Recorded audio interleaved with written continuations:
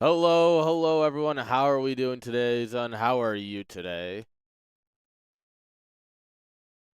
Not too bad. I'm ready for some incredible StarCraft. I don't know about you.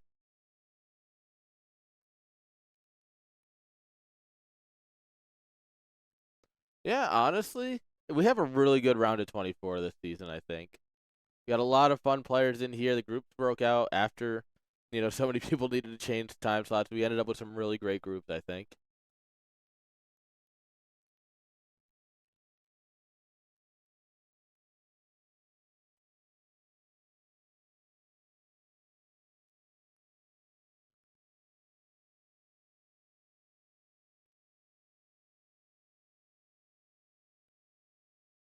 Correct. So, yep, we start on best of ones, which will be on Octagon. A great fight to start us all off. And then the best of threes will start on Generator, which is our map for IPSL. And then losers will pick the map from there.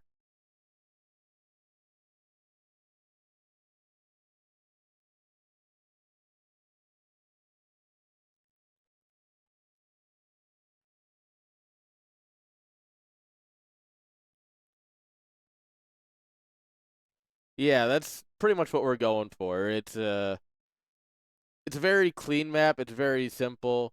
It works really well. It's a lot of fun to play on, honestly. So I'm looking forward to seeing some big games on it.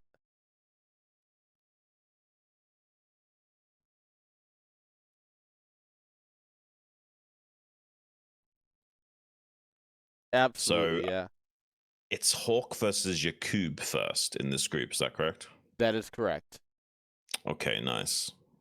Yeah, I feel like Hawk and StRyKeR probably going to be getting out of this group, but Exit's not a bad Terran either. So I think that it's possible there could be a little bit of an upset, but we'd definitely be putting my money on Hawk and StRyKeR.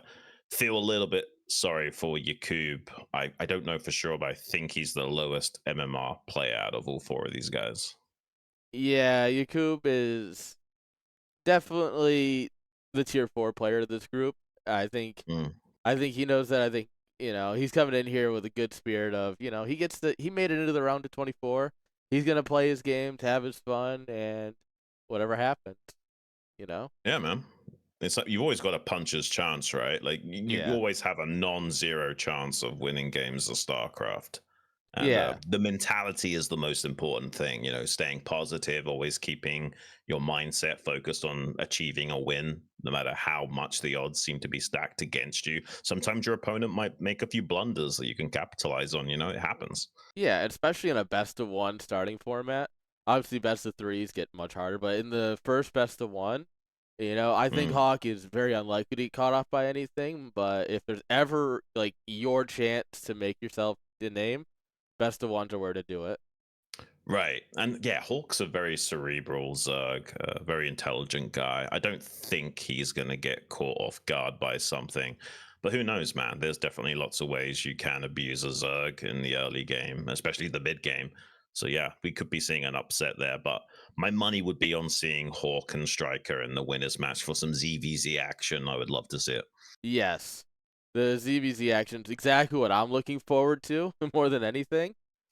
I mean, as a Zerg player, I might be a little bit biased, so Yeah, yeah. I don't want to say too many spoilers. It has been a while now, so maybe it's not too big a deal. But did you watch the ASL groups? Did you see Jaedong's group? yes. They were Jaedong's group was probably my favorite, but Mm. there's a small part of me that loved the Altarian group. And it Was hurts to with admit Flash. that. But like, it's like, I actually do enjoy watching TVT. Oh no, chat. Well, do you think that's just because there was Flash there, or was there something else that No, you really liked about it? I honestly just like I said, I actually kind of just enjoy TVT, Right, right. I but mean, it the matchup was has evolved a lot, right? It's nowhere near as boring as it used to be. It used to be like 30 to 60-minute siege tank line splitting the map, and everyone goes into BCs pretty much every single time. And yes. now the matchup is so much more dynamic and more Now aggressive and only interesting. Artosis does that. Ooh, throwing some smoke his way. We've even got his group tomorrow, don't we? We Yes, have we do. Artosis. I think Napoleon is also in that group. Yeah.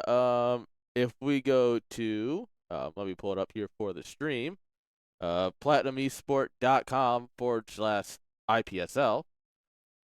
It's all right there. So I can go ahead and hit this button.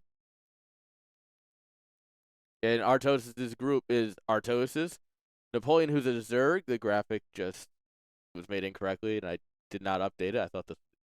My bad. Okay. It's been a long week. We have Yeah, Sony and we yeah. have Double. So Artosis obviously looking really strong in this group. But I Napoleon think has so. looked really good. Last season, he had some really good plays. Sony's a bit of a wild card here, and he's going to pick Andromeda every chance he gets. Yeah. So you never know what you're going to get with that. Yeah, I would say Artosis is a strong favorite in that group, and it would be super interesting to see him go deep into a tournament. Contrary to what maybe some people believe about him, he's actually a very good tournament player. As long as he keeps his mindset positive, there's no telling how deep and how far he can go. Yeah, I think it's going to be really good to see him play. He's going to make the round of 16. Honestly, as long as the group drawings are in his favor, he has a good chance of making it to the round of 8. Yeah. Last season, he barely lost to Dragon in the Yeah. round of 16 on the deciders match, and so I will remember that series, but it really was so close for him. Yeah, didn't he? Is that the game I'm thinking of? Did he tilt a little bit in the chat after one of those games with Yes. Dragon?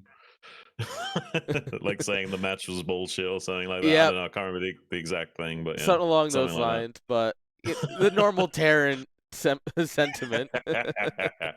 I don't know, man. I don't think Terrans have got a leg to stand anymore. I mean, if you look at just how many Terrans in ASL, and how some of the Terran players have been playing. For example, you've got players like Ampul and Piano. Piano himself, he's a KCM caster that's Yeah. performing well in the ASL. I don't think you can now complain as Terran. There's plenty of Terrans doing well out there. There's even later coming back and showing some Oh man, Leda. unusual plays and fancy stuff. So yeah, the Terran squad has never looked more deadly. No, especially like you don't even need to look at the results. You just need to look going in. It's like 3 Zergs, 4 Protoss, and just a lot of Terran. Right, right. Eh, You could make the argument that a little bit of that is attributed to the map pool, but maybe not eh, as much as people think. I definitely get that. The map pool is more Terran favored these days, especially like Attitude. I think is a really good Terran map, and it's also Yeah, one of the most common maps because it is just a solid 4 player map. And just right, right. Terran has like a 70% win rate on it. It is what it is. Yeah, and you've also got maps like Octagon. That's a really good TVZ map, for example. Yeah, there's Yes. definitely a lot of help for Terran with the map pool. But I think there's a lot to be said also about some of the Terran talent coming back into the scene with, like, Flash later and a few of those other guys we mentioned. Yeah, absolutely. I think the scene is really in a good spot, especially with some of these older names coming back. They're gonna make a name for themselves this season. It's really gonna drive. Right. It's driving the hype up, especially. I think what was it next season? The ASL finals are at like a big park, like some sort of big like amusement park. Yeah, well, can you imagine how much viewership there would be in the ASL if you had something like a Jadong Flash Finals? I mean, Oh it, god, it would be insane. I It would would buy my be flight ticket crazy. immediately. And we actually are guaranteed to see some action between those two in the round of 16. You're going to be seeing at least one game between those two. So I can imagine the studio is going to be packed out, Oh and man, plenty of people on the stream checking out those two guys. Like the oldest gaming rivalry that is still relevant. true. And honestly, it's such a good one. It is. Oh, yeah. It's truly just stood the test of time. And even though like Flash went away, Jaedong hasn't looked as solid in recent years.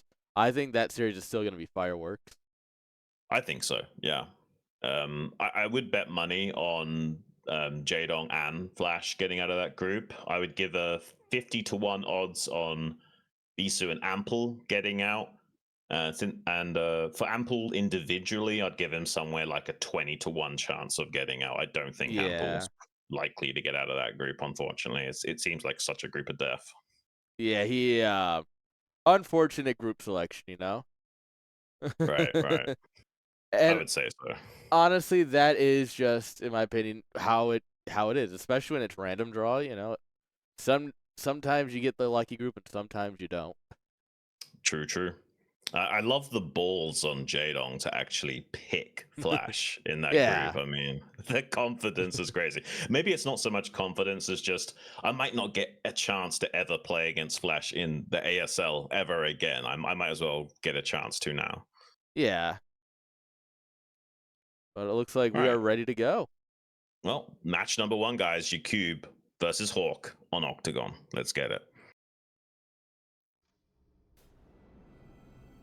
And spawning here in the bottom right, representing Canada, the magenta Protoss, Yaqoob.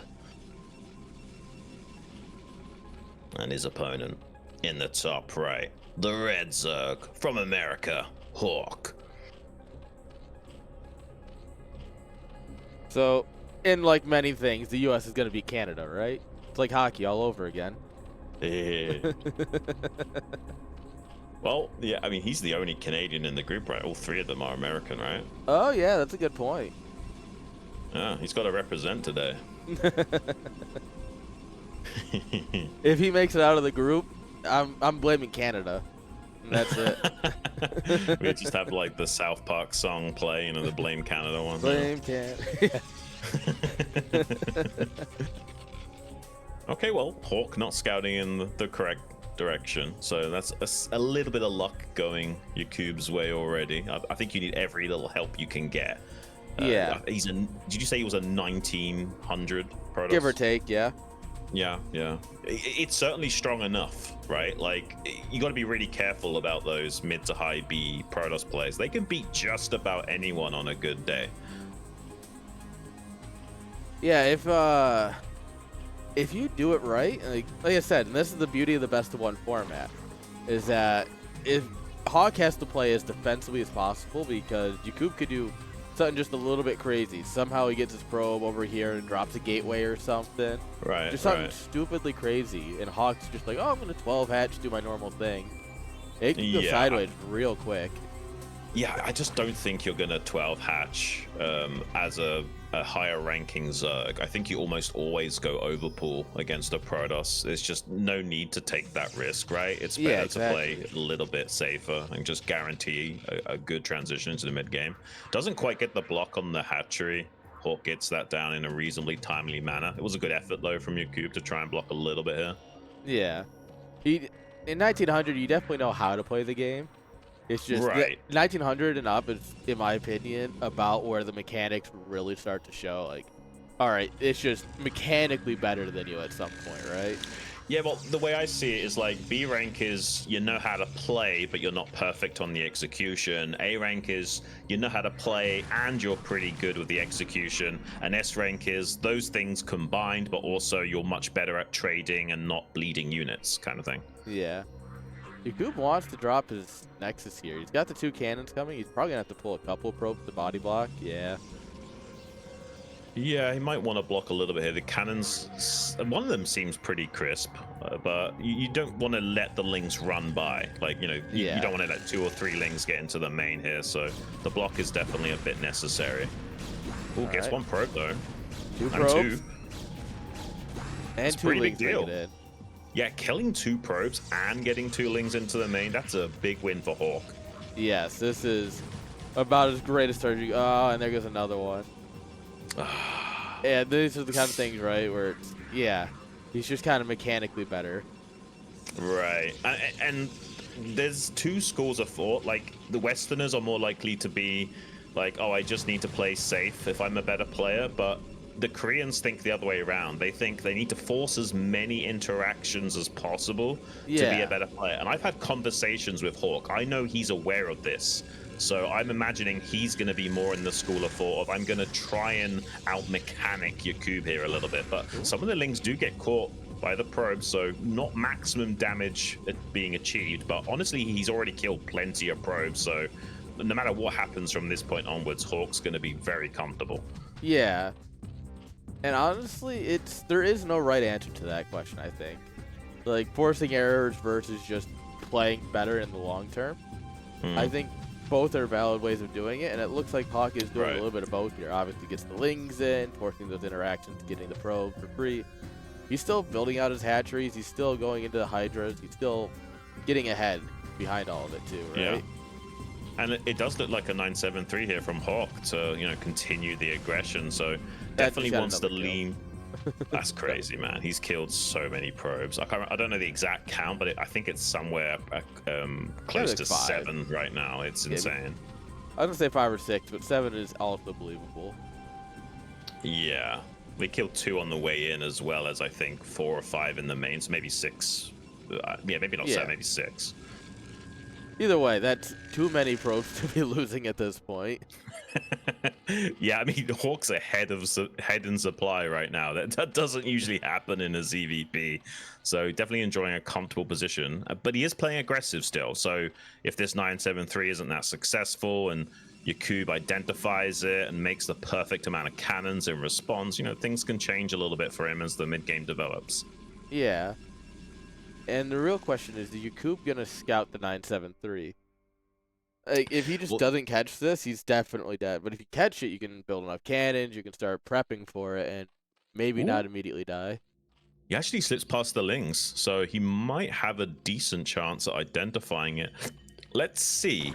Okay, he already sees the Hydra popped out, so he effectively knows this is a 973. So he Yeah. definitely does have the information needed. The question now is, how committed is Hawk going to be to that? He did see a 4th hatchery placed down by Hawk, so he knows it's not a super all-in 973, just to put on pressure and try and kill the wall. So we already see some cannons being pressed up against that forge to maybe try and stop that upgrade being killed He off before it can finish. He hasn't this even is got the upgrade.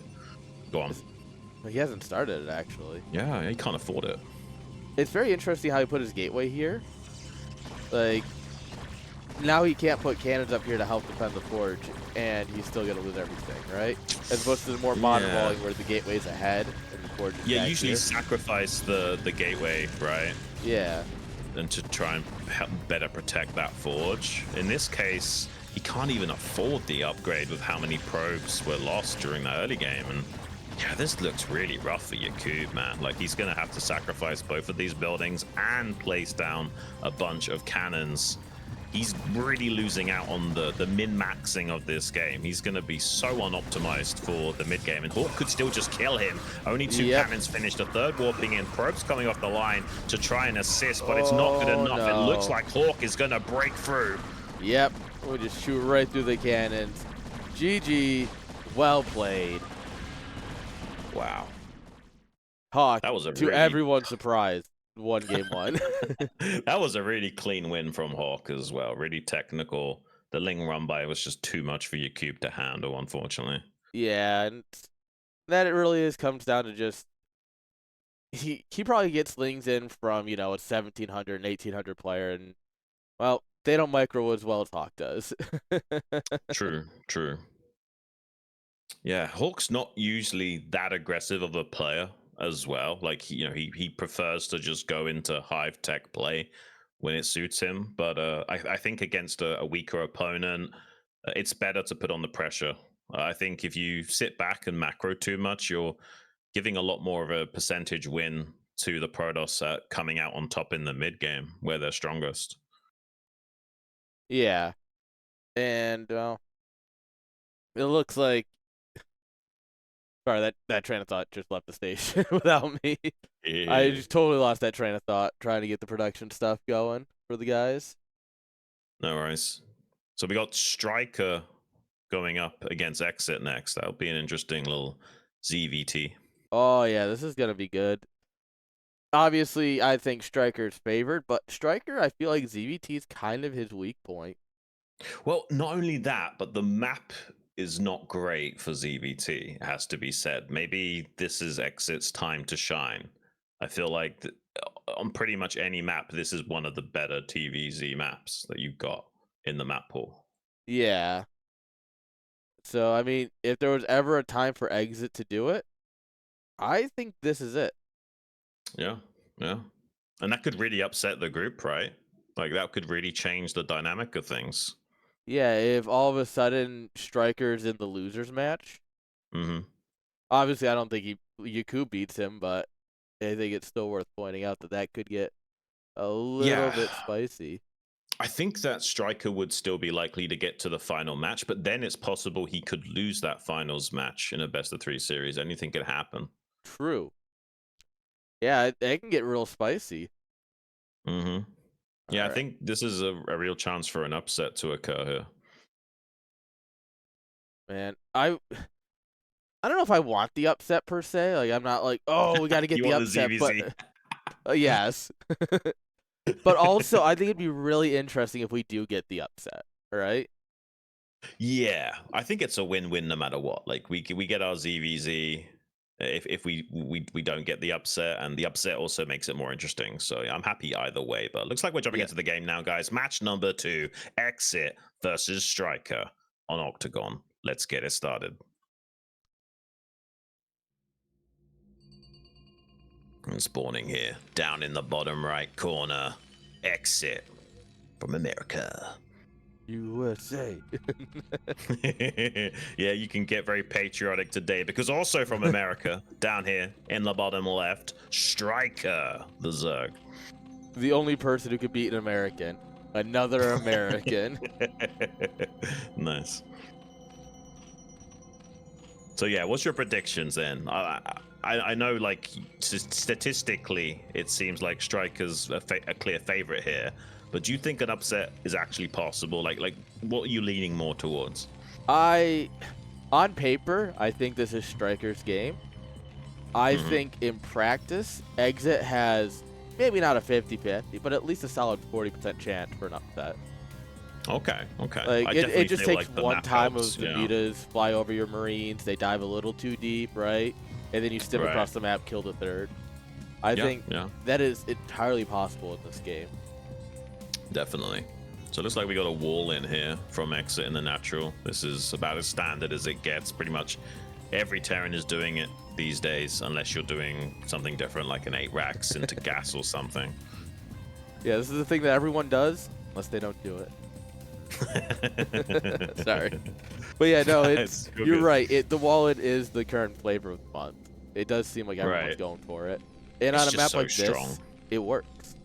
And It's that's just why so we got a strong. 4-pool again. We got to get back to 4-pooling, boys. Do you know what though? 4-pull actually doesn't work anymore. Like if you pull every single SCV to the front, you Yeah. can still be a 4-pull. I It's know. that crazy. Ask me how I know about that.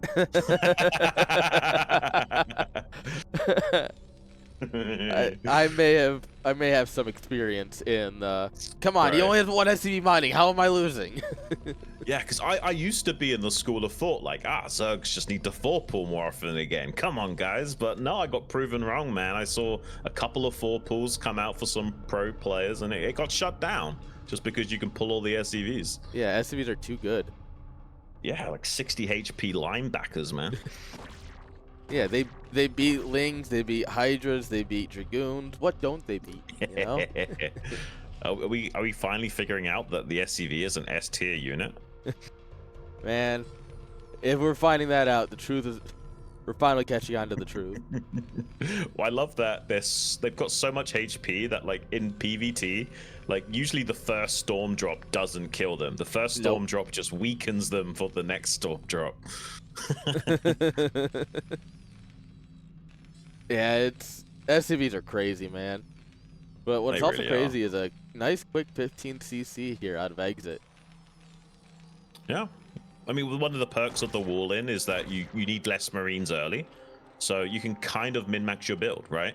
This was the idea behind 5 racks back in the day when Zergs were going 3 hatch before gas, sorry. So you can kind of cut Marines and then build up more. And with the wall in, you're essentially doing the same thing. You're cutting a tiny bit to squeeze everything out a little bit more optimized. And Terran is one of those races where they're so rigid in their build orders that if you can save just a few pennies, the sky's the limit with what you can do. Yeah, Terran is the easiest race, or the best race for optimizing. Like if you Yeah, optimize a Terran build order, it's so strong comparatively. right. And you can see like he's not building a marine right now. He's been cutting that production a little bit so he can squeeze out SCVs non-stop. He'll never be late on a depot. Academy's crisply timed. He's got a second barracks. Everything's gonna be pretty flawless here from Exit. Yeah, he's getting his infrastructure ready. You know, he's got 3 Marines up here that can't be hit. He's not worried about anything. Pretty much, yeah. I mean, I guess a Zerg could do something like a 2-hatch Hydra. Technically, you could do something like that and gun down the Marines over the wall. Like, theoretically, that's in the realms of possibility, but let's be real. Like, you're not really going 2-hatch Hydra unless the guy's, like, doing a Wraith Rush or something. Yeah, 2-hatch Hydra is as fun as I would find it. It's just not really a good build against a 2-Rex opener. Not really, no. You can actually win, but you have to target every Marine individually, especially when they've got medics. It's not easy to pull off. Well, it's interesting because Marines versus Hydras. Hydras are a better unit, right? Similar Technically, damage. with good target firing, yeah. Yeah, they just have more health, but they do similar amounts of damage to each other. And yeah, then, well, the Hydra's only hitting for 5 apiece, so it takes 8 hits to kill a Marine. With the medic heal, you that's where it gets messy. Because you have to fire them down individually. So if you like do some misclicks or you just attack, move into them, you're gonna have a bad day. He actually cancels the creeps here. In the scan. Whoa. This is going to get spicy now because Exit is going to feel like there's a little bit of an opportunity maybe to punish this since he saw that cancellation of the creeps with his Marines. But I mean, the mutas aren't that delayed, though. I feel like the mutas might get out just in time, but he's stimming across the map. He senses a moment of vulnerability where he can maybe get a couple of drone kills before the mutas can actually gather into a stack. Yeah, or if he can pick off a muta here before it's ready to fight, you know? Yeah, looks like the mutas are just barely in time. Unfortunately for Exit, not quick enough in maybe getting in, picking off a muta or some drones, but does try and go for one of the drones now. Ooh. Gets at least 1 kill for his troubles. 2? Yeah, I mean, it's something. Like, the fact that you're losing this viable, you need to get something as compensation. That's not terrible. Like, there's no way he can get back home safely with that force, so any damage is something. But the fact that he didn't have to make any sunkens, the Zerg doesn't really mind. Like, he's already +2 drones up from not making those creeps anyway, so it's very minimal damage here to StRyKeR. It's a bit of a break even, since, you know, he didn't have to spend 2 drones, but he ended up just losing it. Yeah, but inversely, the Terran has to make more turrets quicker, so it does hurt the economy a little bit of Terran. I don't like that turret. I feel like that's messing with this. Yeah, these 2 turrets are destroying this batch. Yeah, unfortunately, like, unless you're a really high-level Terran, sometimes you just don't have every placement mapped out in your head. Like, obviously, the pro gamers, they've got exactly where their turrets need to be already predefined for every position, every map. But, you know, it's kind of hard to have that in your head if you're not, like, an S-rank Terran, at least. Yeah. And sometimes you just heat him out, you're like, click, click, click, click, trying to get him down. Yeah, and you just misclick. One of the few Terran buildings that doesn't lift off, the missile turret. There's got a little man spinning around inside there, though. I wonder if, like, he did something really horribly wrong and, like, that's like a method of torture. Your punishment? Missile turret duty. Yeah, just spinning around for infinity. The only time you stop spinning around is when you get to fire at something. Yeah. I feel like one of those jobs, it's like, you're like, oh, this is a pretty safe job. And then you realize it's like, oh, we're against the Zerg. Never mind. Yeah, I wouldn't want to be a missile turret. I don't think they have a very high life expectancy in the early game trades. This is pretty good for StRyKeR, though. Like, he's already got the Bible to a manageable level. He's got the +1 attack now. He's got a decent amount of drones already at this 3rd base. He might even be eyeing up a 4th base early, knowing he's so far ahead of the curve right now. He can kind of have his cake and eat it. So I won't be surprised if we see him plop down a hatchery in that top left pocket in a few moments. Yeah, he's just cleanly picking this bio ball apart. He's lost maybe 2 mutas so far. Right. And the medics are depleted on their energy, importantly. So, like, the healing is very suboptimal for Exit as well. Yeah. Got our hive down. We should be sealing Defiler's Mound soon. He's already getting his Hydras to go into Lurker, so... Yeah, seems like he's going to delay that 4th base for at least a little bit longer. Make sure, he's got everything on curve, like the Lurker aspect, File him out and what have you. Definitely want to be safer rather than sorry. Yeah. It doesn't look like Exit has much hope of getting out on the map and actually being successful with the attack, because I imagine Lurkers are just about to be ready. Okay, yeah, there we go. Yeah, his drills are running on empty. Yeah, the Marines can't even really stim. Like, you can see how long it's taken to heal those up once they've stimmed. It's not that great for Exit, unfortunately. He should have made a 3rd medic earlier. Yeah. He's so low on medics. Oh, and the one medic with energy is trapped, trying to reach a target. Yeah, Terrans have a hard time balancing out the ratio of Marines to medics unless you're at a really top level. It does usually become a sausage party. Yeah. And especially because any good Zerg is going to target him down if the medics are just anywhere out of position. Yeah. Snap and grab a few. For sure. He's finally got a sizable bio blob. We only saw 1 Lurker at the 3rd base, so I guess there is a small chance that maybe Exit could do some damage up there, but crossing that large region all the way to the top left is going to be very difficult. He's catching a few of the mutas now, though. The vessels are out. And that's exactly what I was talking about, right? Is that you just need... StRyKeR just needs to accidentally move past the bio ball on a move command and lose a couple mutas. That's where things can go a little sideways. Yeah. I mean, if he can get in there and pick off the Nidus Canal before a Defiler gets through, suddenly the Zerg can be dead. It happens. Yeah, and StRyKER's prepping for an attack on the 3rd base. He assumes it's going to be up here. But suddenly, these 2 Lurkers are going to get irradiated, and he's going to stim in here and try and grab the Nidus. He has got at least 1 Lurker underneath the Overlord. Maybe there's a stack. Okay, there is a pretty juicy stack. Oh my gosh. Sometimes you can put like 4 of them on the whole position and only let 1 attack, so it looks like there's only 1, and then suddenly they all shoot and rip you apart as well. Oh, that's beautiful. I gotta write that one down. Oh, there's actually a couple of dropships, so he's going to try an elevator into the main base here. If there's no Scourge, suddenly this could get dicey, but he actually does have a pair of Scourge and the mutas on anti-drop duty, so I don't think this is going to go so well for Exit. Nope. Oh, he sees it, but it's too late. He's got to try. Oh, this is rough, man. Exit's just getting outplayed right now, unfortunately. Yeah, and that was most of his army in those dropship. Yeah, it was definitely a desperate measure there from Exit. He might have had better hope at like trying to drop this top left main base with those dropships while pressuring the front of the natural. That might have been more successful. Yeah, now Exit is... They're equal on supply. And if you're equal on supply, you're having a bad time against Zerg. Yeah, usually Zerg at this stage of the game are like trying to stay alive with like 70, maybe 80 supply. And in this situation, this is ideal. And juicy plague on the bio and vessel as well. Just adding insult to injury here. Exit is not catching a break. No, unfortunately, things go from bad to worse for him. It's just not looking great. Oh, another plague. For everything that might have still been healthy. Yeah, this is really rough to watch, man. I don't think that Exit's got much hope in this game.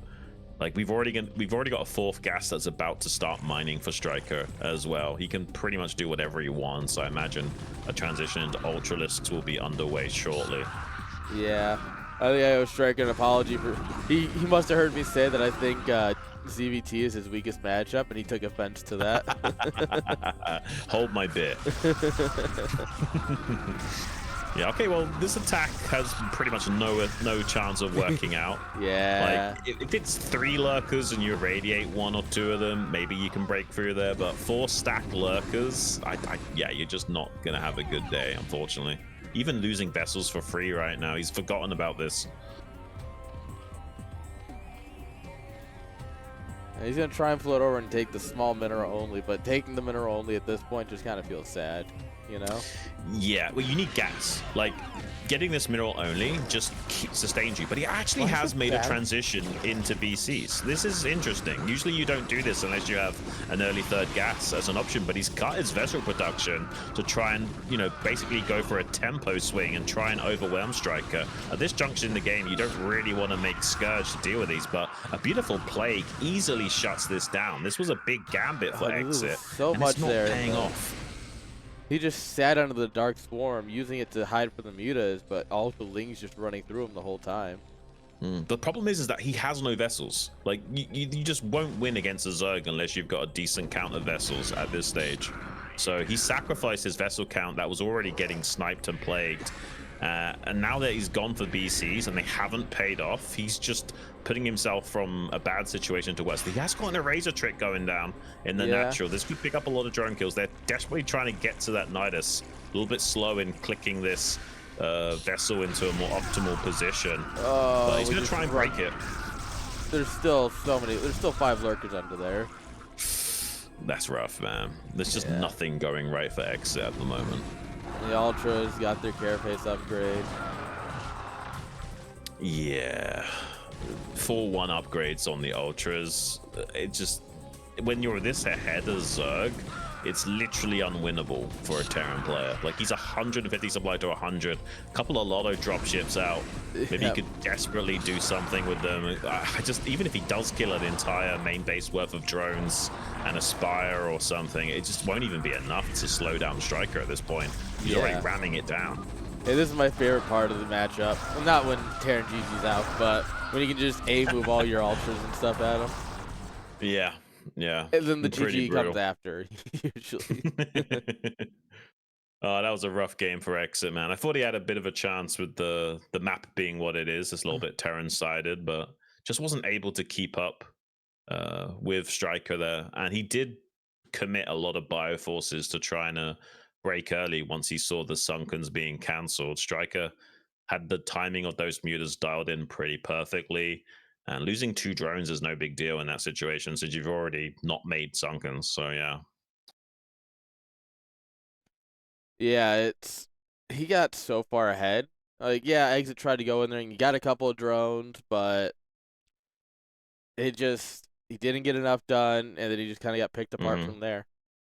Well, the drones were surplus to requirement anyway, but on top of that, because you lost the first bio ball, you have to make more turrets and earlier. So his mid-game optimizations just disappeared at that point. Yeah, absolutely. All right. Looks like our players are ready for the first best of 3. But before we get into that, we are going to take a quick break, guys. When we come back, we will begin our best of 3s. Don't go anywhere.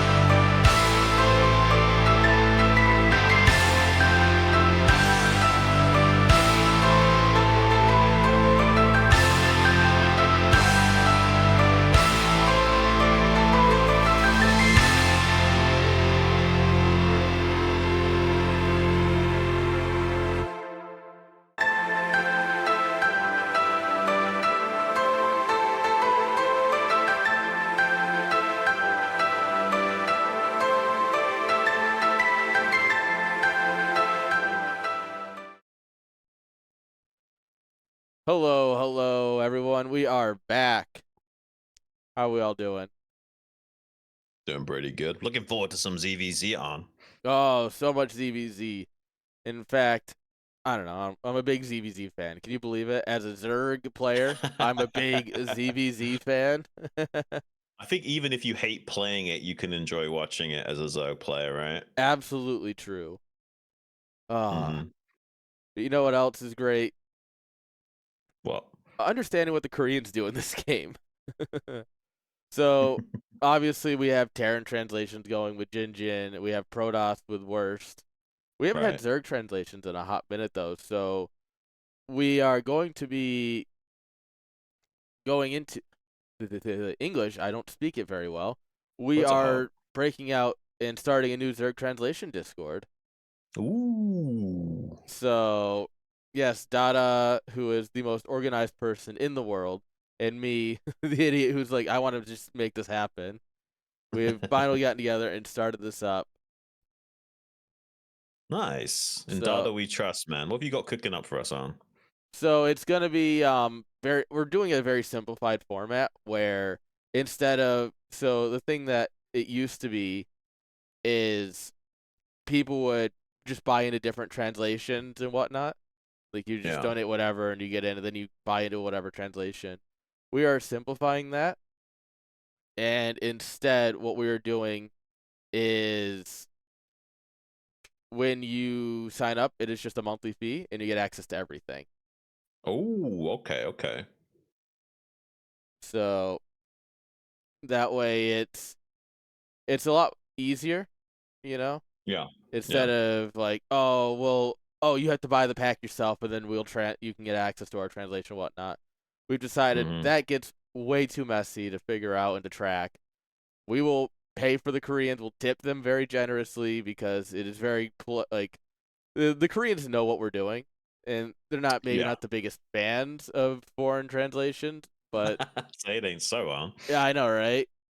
They don't want us catching up someday in 300 years. Yeah, crazy, right? So we believe that we're going to tip them very well and pay for everything, obviously, and it is just worth doing. So Okay, okay. Have you got like a price point in mind for that monthly fee? yeah, so it'll be $10 a month. Very Ain't bad. simple, very clean. Okay. Is that not the command? Oh, I'm just silly, man. You think I made this command right before we started? I still get it wrong, but oh All right, well. guys. Well, we're getting Everyone, into it. The winners match, the IPSL StRyKeR versus Hawk on Generator. And spawning in the bottom right corner, the blue Zerg StRyKeR. And in the bottom left corner, the red Zerg Hawk. Currently mining those fastest mineral patches. They are hallucinated, so they're going to dissipate just under a minute, but gives you a nice little boost for that early game economy. yeah, and honestly, ZVZ is such a wild matchup that I'm very curious how this plays out on this map. Yeah, me too. I actually don't know what to say about it. And just to go back to what we were saying earlier, this map is, in my opinion at least, like kind of like a mix and match between 76 circuit breakers and attitude with some of the geometry of the map. So it's a very defendable map, but with the choke points. But in ZVZ, that doesn't really come into play. And with the extra minerals from these stack patches, yeah, I'm curious what the optimizations are going to be like for these guys. Yeah, and man, I'm very curious, and this is what I was curious about: is if someone's gonna try and sneak out like a quick 9 hatch. Well, Hawk's doing it, whereas, StRyKeR, he threw down a fast pull, and he utilized that gas to squeeze out an extra drone as well. A little bit of a gas trick action there. I think Yes, both players had a real hard time splitting those drones after those patches, though. it is something that if you've never done it or you don't do it often, it's not easy to do because you Mm, really have to. The easiest way is to hotkey your drones, and then just like yeah. one and send like two up here, two send. Because you're instead of splitting 4 workers, you're splitting 9. And if you're Hmm. playing Terran, you might be splitting 10.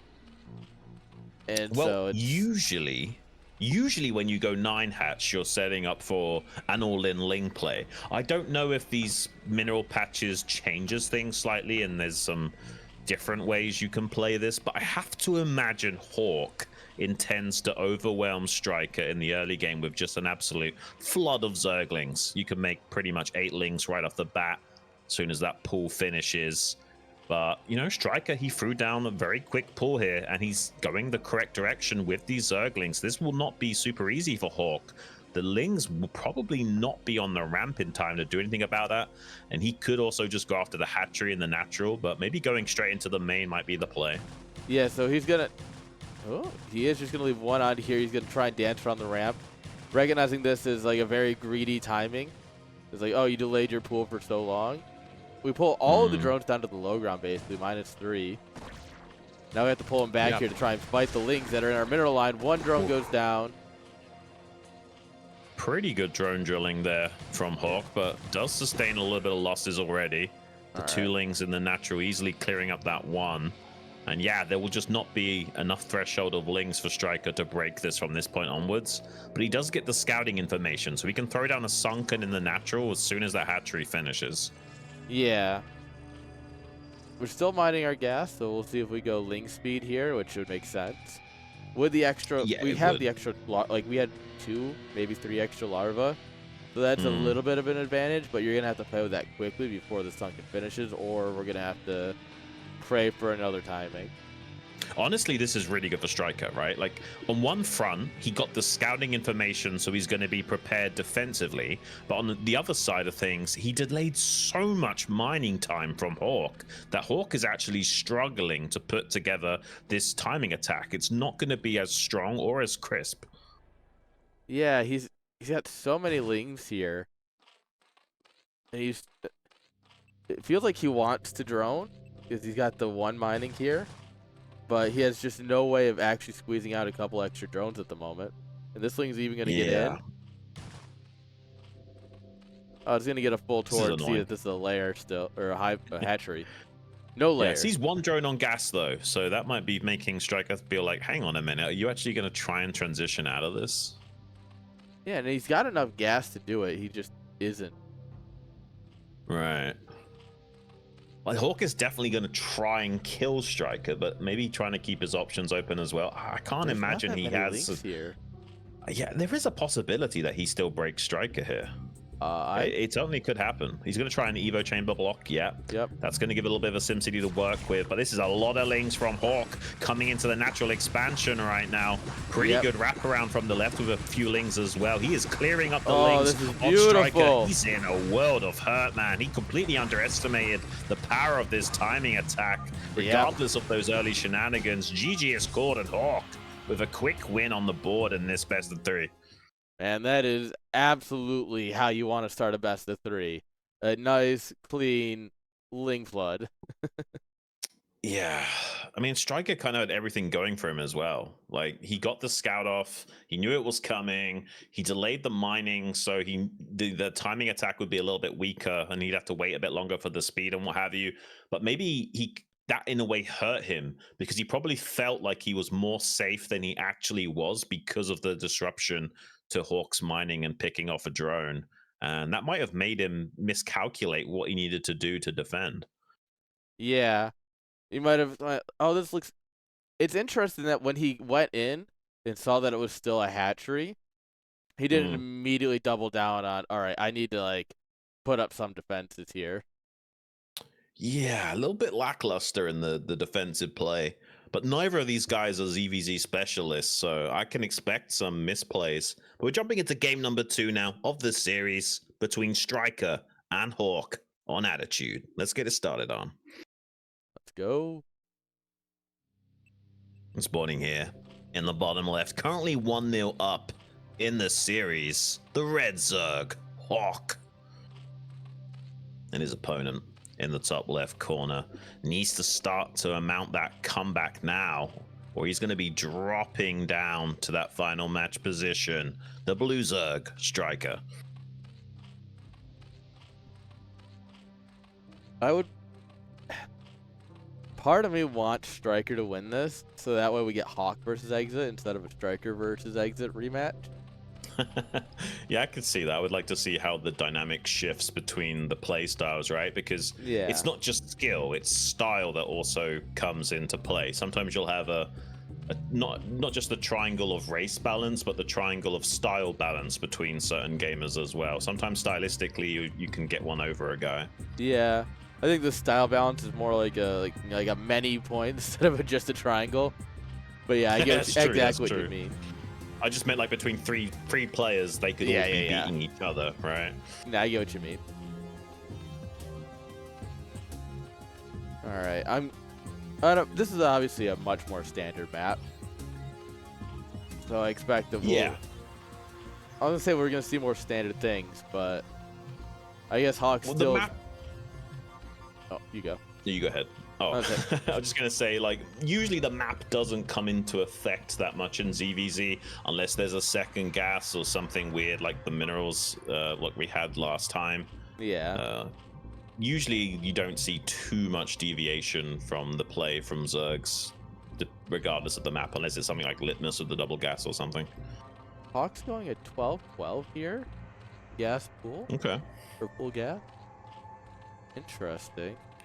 This is a good cookie cutter build, but you can hard counter that with something like a 12 hatch. Yeah. Well, overpool into gas here for StRyKeR with a follow-up 11 hat.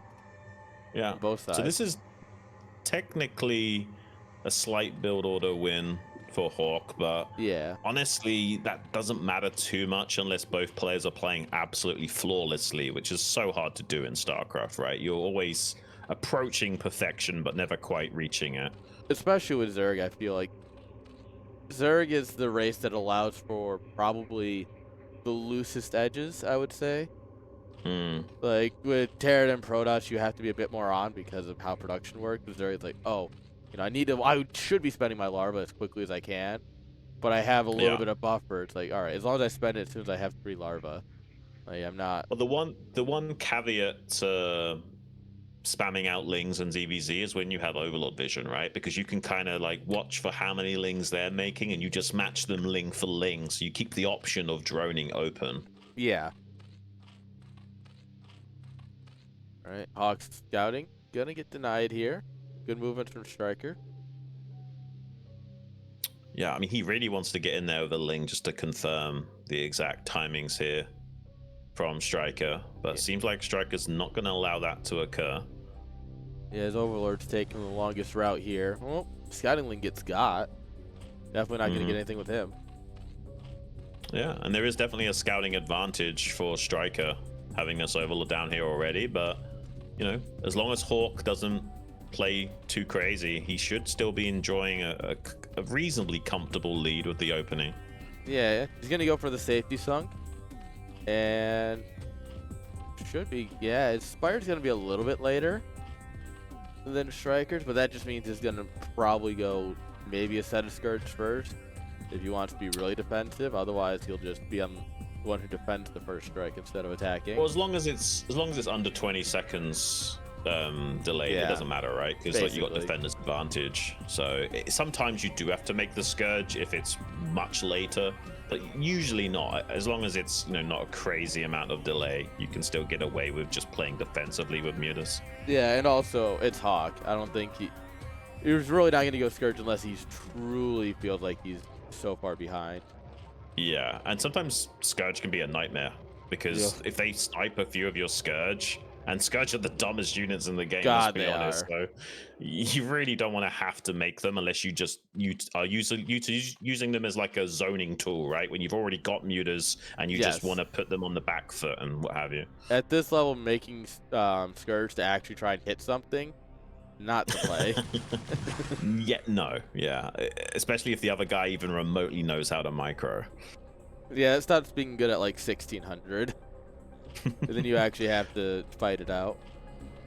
So I think StRyKeR might have had a tiny gas lead beforehand, before all the mutas started to get made. So I'm curious if he'll actually have like 1 or 2 more mutas or not. there is a massive Ling advantage for Hawk right now. Yeah. StRyKeR does have some mutas popping, but this is problematic. Just because the mutas are in the air doesn't mean they can stop drones from falling. Lings are blocking the ramp to buy some precious time while the mutas do some DPS, but he does have to evacuate the natural expansion, so he's not mining from that additional gas right now. And we killed 2 or 3 drones there. It's a big deal. That was as beautiful as you could get, and he gets out with most of the Lings too. Honestly, this is a problem now beautiful. for StRyKeR, yeah. Because now StRyKeR has to be worried about this follow-on counterattacks. So he's going to be very defensively postured with his mutas, and that could also open up Hawk to casually run around the map to hunt overlords, like we see here in the center. He can stab in the natural with the Lings while the mutas run into the main. All kinds of stuff can happen now. Yeah, you see that StRyKER's even thinking about it. He was going to go down and defend, and then he pulls everything back to the natural just to make sure. Like, smell the counterattack. Yeah. So supply-wise, this looks great for StRyKeR, but strategically, this is actually pretty good for Hawk. And you can see StRyKER's even making a sunken in his main. He's so worried about these potential Ling run-bys. Yeah, that's like, he is. I guess a little bit of paranoia goes a long way in a matchup like this, but that's still incredibly scared of what Hawk could do.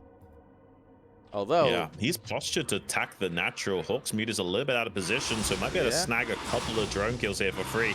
He even gets a cancellation on one of those Scourge as they pop. That was this is a lot of damage from StRyKER. Suddenly, StRyKER in a pretty commanding position. Hawk's going to have to engage or risk losing the game straight up. Scourge try and find connections, only kill like... Go on. All those connected on one. Yeah, he got one split shot, which lowered a muter to 1 HP, but not that great. And he still has a couple of a pair of Scourge to basically run down these mutas of Hawk, and that means he has to evacuate his own main base. Now more drones are going to fall. Yeah, that's GG moment. Yeah, the Lings are in the main, though. The Lings are in the main as well. But there's a sunken here. That's like the big difference, right? It's not enough damage, I don't think. It looks like StRyKER will probably be coming out ahead of this. He's not even going to kill this sunken. Oh my days. Hawk is just going to go for a base trade scenario. He killed the hatchery in the natural, and there's not a lot of DPS on mutas. So maybe Hawk wondering if he can play keep away and slowly claw his way back into the game. But I don't think so. I think StRyKER's got this. He hesitated there to go into the main. He was worried about the muta pack, and now he's just going with all his mutas. Yeah, this is GG, man. This is rough. Yeah. This is really good game from StRyKER, honestly, because this was tactically hard to call. He took a little bit of a gamble. He thought, hang on a minute, the one way I can get my way back into this game is by getting a little bit aggressive and catching Hawk with his pants down. Hawk would assume that StRyKER would be much more defensively postured at that stage. Yeah, it was a big gamble, and it worked out very well for StRyKER. Especially, he had a good muta advantage, but he found just the perfect angle to come in and exploit that big advantage he had. Yeah, yeah. If Hawk had chosen to attack with the Lings just as the mutas left the base, for example, this game could look a lot different. Yeah. And, maybe an Overlord in position or something, but, that's StarCraft, isn't it, right? You make one decision, the game looks completely different. Right. And sometimes when you're behind, man, you've got to either take a risk or punish one of their mistakes. And sometimes you can't sit around waiting for a mistake all game, especially in a ZVZ. It usually doesn't happen. Sometimes creating the opportunity rather than waiting for the opportunity is the play. Yeah. And that's what the mark of a great player, right? A top player is being able to force errors out of your opponent. It's not just react. It's no, we're going to be proactive. We're going to force an error out of you. That's usually the best way to be. Generally speaking, reactive players only shine when they're at the top of their field. We're talking like Flash level. Yeah. Or Sulky level when he was in his prime. Yeah. Which is crazy to say because it was just like 2 seasons ago. The guy's playing a lot of League of Legends right now, so he's falling off a cliff a bit. Yeah, isn't that how it always goes? Lost another one to a terrible game. Probably good for the streams, though. I imagine League of Legends is pretty good for viewers. I don't know. Brood War seems to have higher viewership on Soup on average. I actually don't know. I've not watched a League of Legends stream, to be fair, so I couldn't tell you. But I would imagine that's why I assumed anyway. To be fair, Brittany, the Korean, has usually like 13K viewers, and I think that skews it a fair amount. Yeah. Well, the final match between StRyKeR and Hawk on Andromeda. Let's get it. Spawning here in the top left, the red Zerg, Hawk. And in the opposing corner, down here in the bottom right, the blue Zerg, StRyKeR. Hawk picked Andromeda. Crazy. This is a pretty wild big map. start. The fact that they got cross map as well on Andromeda, this is going to be interesting. If there was ever a game to see Hive ZVZ, it was going to be this game. The map is huge. Bases are pretty defendable. You know, you can get some great things going. I doubt we'll ever see the islands being taken, but yeah, man can dream. Look, let me dream, man. Just drop a drone in here. I guess it's technically possible we have a late game Hive ZVZ where one of them gets dropped. I think that chance is like a 1 in 10,000 or something crazy. No, because defending it's going to be such a pain, right? And right. there's never a good point to go for it during muta fights. And by the time you're going late game where you're looking at Devourers and Defilers, it's like, how do you defend this with units that are so slow? Yeah, not good. I doubt we'd ever see it, honestly. Yeah. Man can dream. It's like if you had infinity time, could the infinity amount of monkeys type entire works of Shakespeare? Like, they could, but just because they could doesn't mean they will. Yeah, didn't they test that and found out that, like, no, they just didn't. Yeah, well, if anyone who's actually studied probability knows that while it's possible, it's actually unlikely. Yeah. I've studied probability. Everything's 50-50. Yeah, you either do or you don't. Exactly. I don't know why we complicate it with anything else. Okay, StRyKeR taking his expansion here. And the Hawk a bit delayed with that, just optimizing off of a 1 base. And since it is cross map, this does favor StRyKeR. Yeah. I think StRyKER's going to have a good setup here going in. Especially, you know, choosing to expand. Very, very much the right call here, even if you don't know it. That's a little bit of that star sense, game sense, right? Just. Yeah, well, soon they'll have, well, Hawk at least will have the bad news that it's not a close spawn. He's seeing that now.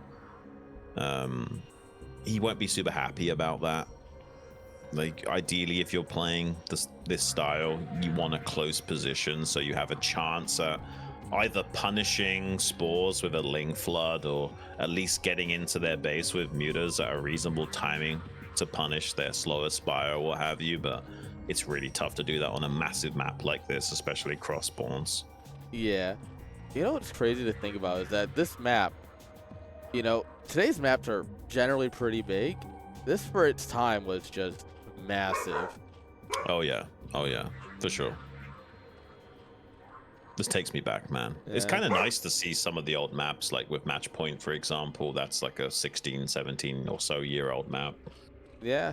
Well, Sony, who is playing in tomorrow's group, actually sponsored this. He wanted a Kespa map that was just pure Kespa, right?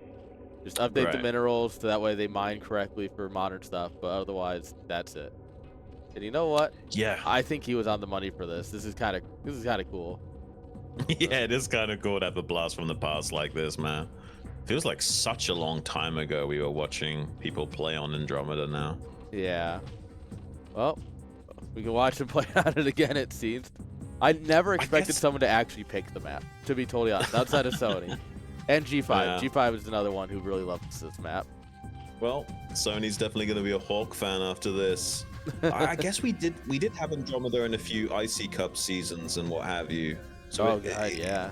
But also IC Cup was how long ago? Yeah, it's crazy to think about.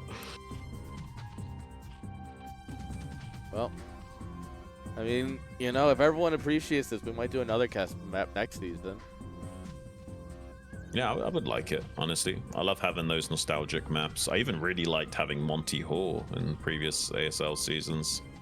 Yeah, and it takes the place of like a crazy map. So if ASL decides to do another like a 76 or a like a Plasma's not the map I'm thinking of. Roaring Currents or something, right? Right. And it's like, all right, Well, cool. Instead of that, we'll I liked just. Roaring Currents a lot more than 76. That's 76 has fair. probably been my least favorite map for a very long time. 76 is my favorite map, but I also am a crazy guy, so. Yeah, fair enough. Fair enough. There's a thin line between genius and crazy. Yeah. And I'm laying right across it. Okay, well, the mutants are coming in now from Hawk, and this board doesn't even properly cover the gas, but it doesn't matter because with defender's advantage, StRyKeR going to be getting a good chase micro. Fourth mutant does show up from Hawk, so it's an even fight, but StRyKeR has more DPS on this. Here comes the Para Scourge, though, from Hawk to make things go his way with tempo. Three of those mutants dangerously low on HP, though, so StRyKeR should still win this fight. Defender's advantage, baby. Ooh, that's rough. GG. Damn. That was just a straight up build order win there. And with cross map positions, it's so hard to win with tempo alone, as you could just now see. Yeah, it was perfectly done. Like you're like, oh, is it just a little too late? Because and then he's like, no, it's on time. I'm gonna take a little bit of drone damage, but I'll win. Yeah. Yeah. That is exactly what I expect out of StRyKeR, Mm-hmm. Well, that means StRyKER's out first, guys. Going to be Hawk waiting down in that final match to find out who he's going to be playing against. Now we're going to be going to the losers match. That's Before we get there, Yaqoob though, versus Exit. Go on, hit me up. interview time. Ooh, okay. Because how could we not talk to this incredible man? How you doing, StRyKER? Hey, what's up, Aaron? Congrats, making it out of a very interesting group, if nothing else. The nice clean 2-0. Yeah, How you thanks feeling? for that.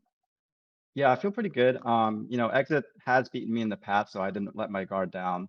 That game went as I wanted. Got the first scout, which really helped a lot, and posed it out. And yeah, DVZs, I always feel a little bit uncertain about whether I can win it. But yeah, after the first game loss, I guess I got it back together and I ended up winning. So feel pretty good. Do you think it's because of generator that you lost, or was it just a bad build order matchup for you? So I was thinking of doing 9 pool, but I didn't realize that I needed to save more for larva. And so when my pool finished, I only had 2 larva, and that Oh, really messed up my build. I just completely didn't realize that I had to save a little more. And I think if I had 6 lings that popped out, I would have been able to do a lot more damage. But yeah, that kind of like frustrated me a lot, and I kind of lost it from there. fair enough. Zun, you have any questions?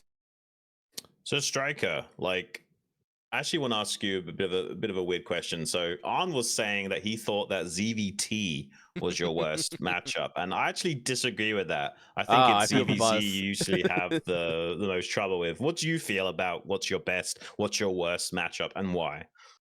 I mean, I guess it really depends on whether it's in practice or in tournaments. I mean, in tournaments, I've been losing left and right. I can't really say what is statistically. I'd be surprised if ZVT was my worst. I think I would think that it would be my best. Um, Mm, Definitely in practice, it is.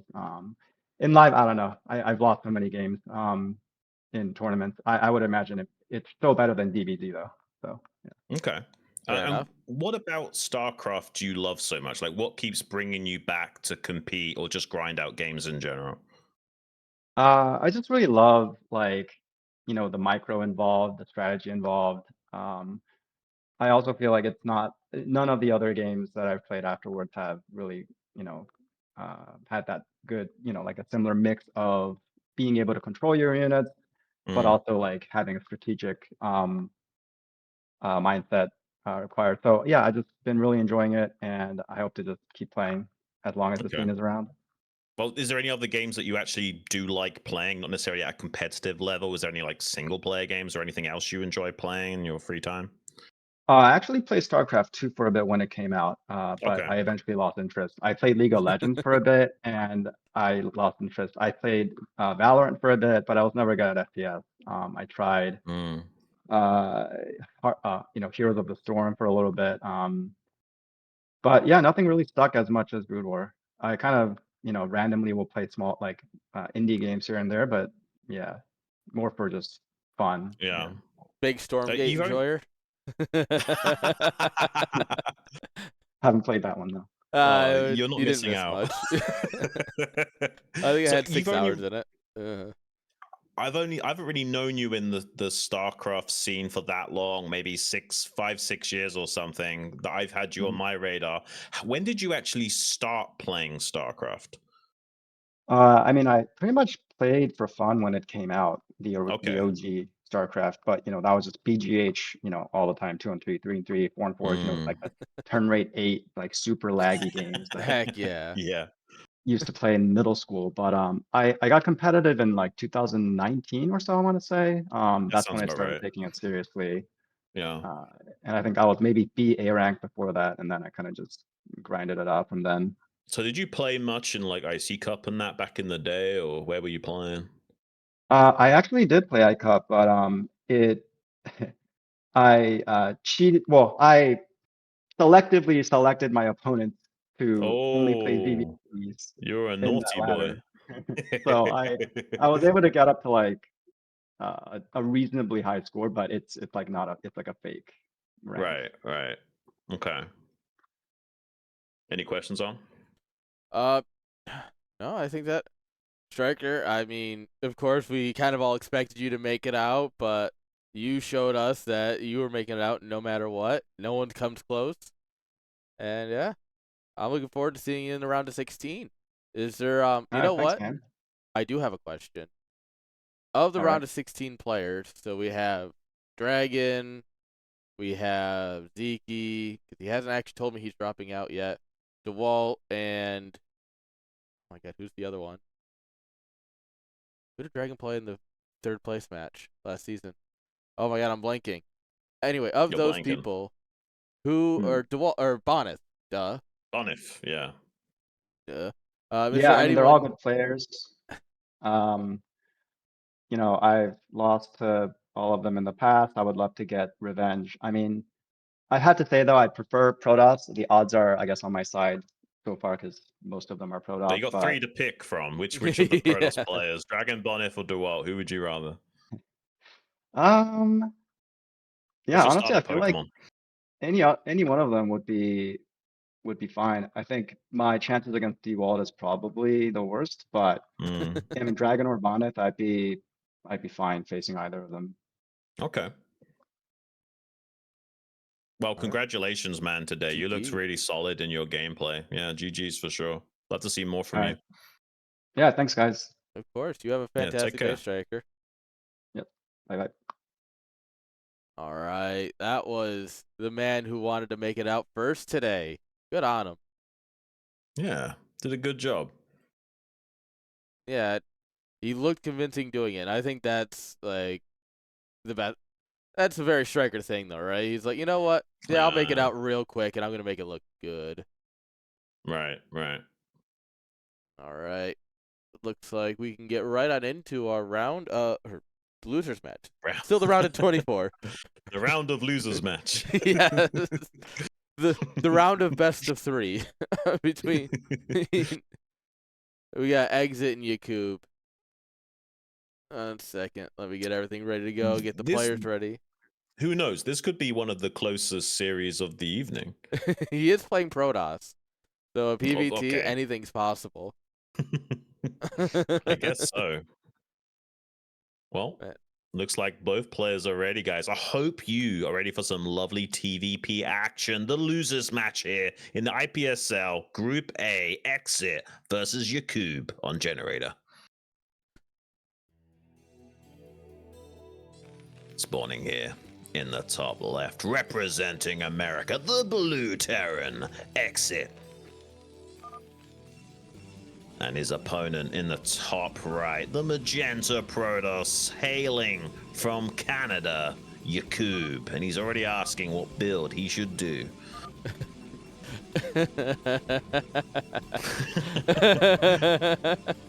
Oh, I'm I assuming you love didn't it. make a rule that they can't talk, right? No. I live for the light banner. Nice, nice. Some old school StarCraft action. Yeah, I have warned. We had Exit versus Nomad, and if you've ever watched those two interact, it's I had to give them both a warning for excessive BM. But beyond that, it's like, Yeah. you know, obviously Julian says good lag every game instead of GG, and it's like, yeah, you know, it's whatever. I'm okay with a bit of banter and some minor toxicity, but yeah, I don't want to see anything too crazy. Yeah. If we're all having fun still, you know, like everyone gets a good giggle, Right. like, oh, haha, or like, oh, what build should I do? Mhm. It's like, yeah, you know, I think that's a part of the game, in my opinion. That's Yeah. I mean, I also grew up playing Modern Warfare 2, so you know, like Well, it that's is a what it little is. bit different. Yeah, It's a little So- spicier. I don't think this is too bad personally.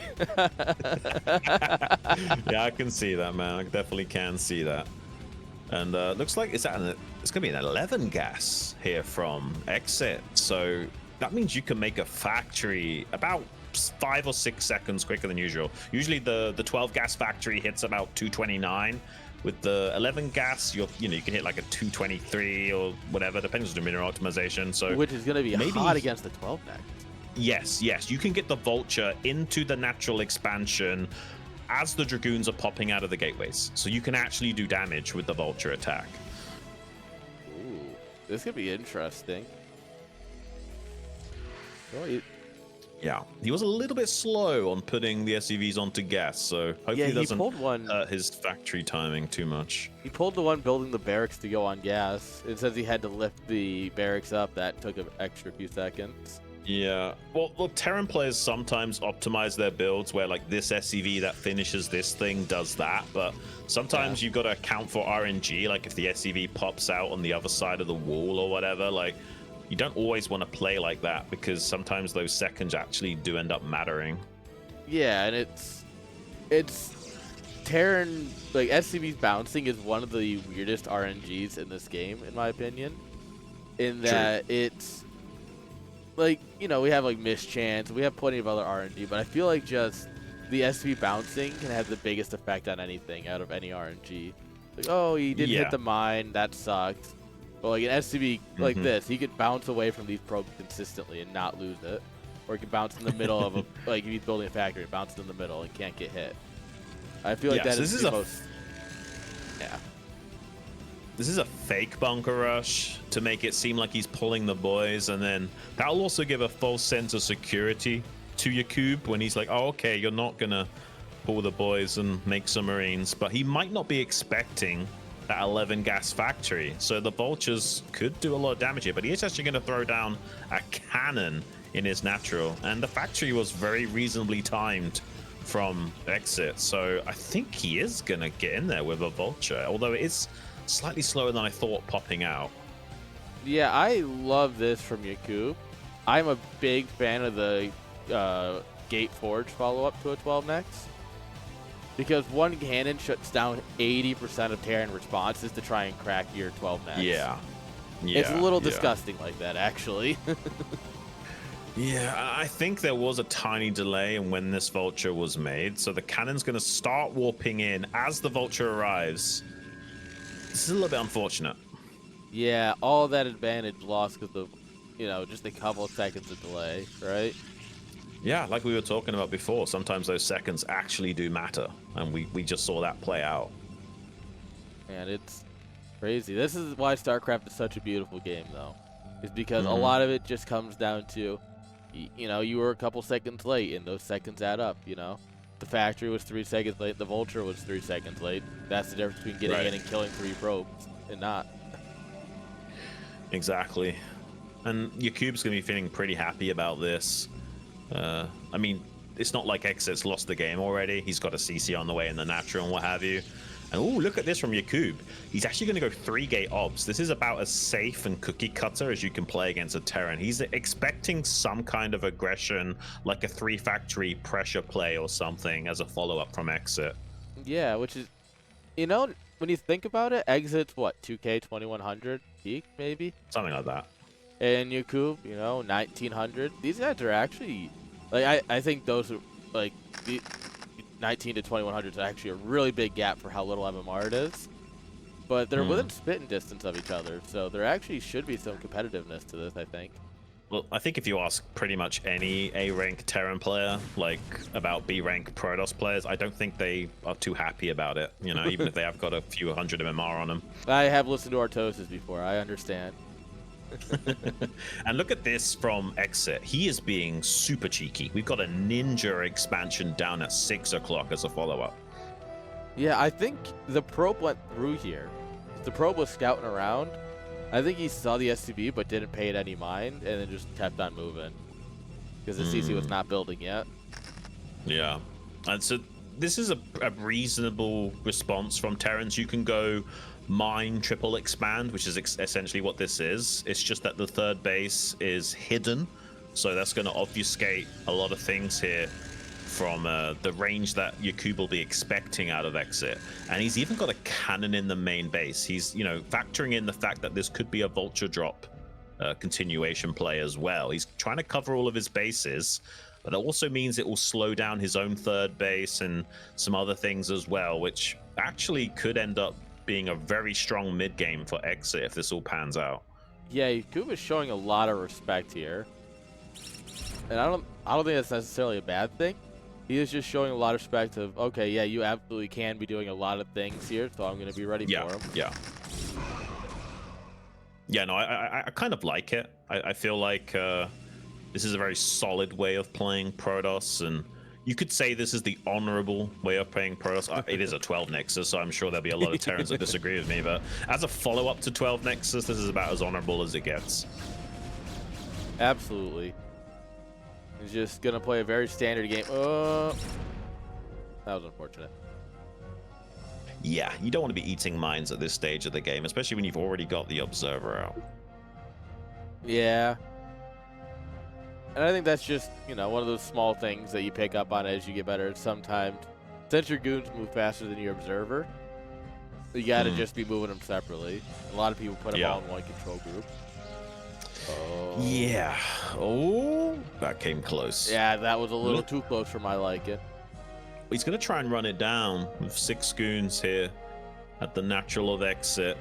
Now, what's he got defensively set up here? Okay, a mine and 3 tanks. He's fine as long as he doesn't be too aggressive with these tanks. He's trying to be a little bit too cocky with those.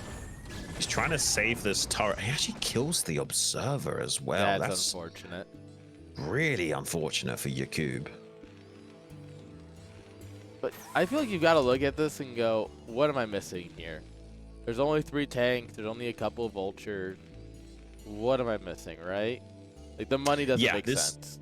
This is weird. Yeah, seeing this from his scouting information, he should be scratching his head, metaphorically. Like, hang on a minute. This doesn't quite line up. Something's amiss. I don't think it's quite enough to come scouting around for this base, but it's definitely enough where he's going to probably check over here, maybe up here, you know? Like, maybe he should be. Quick third CC in the main or something. He's probably thinking, you're doing something really greedy right now. Yeah. He's even getting the gas down at that 6 o'clock base. Going into 5 factories, and then I imagine at least 6, maybe even 7 factories as a follow-up. You can power a lot off of the economy that Exit's got right now.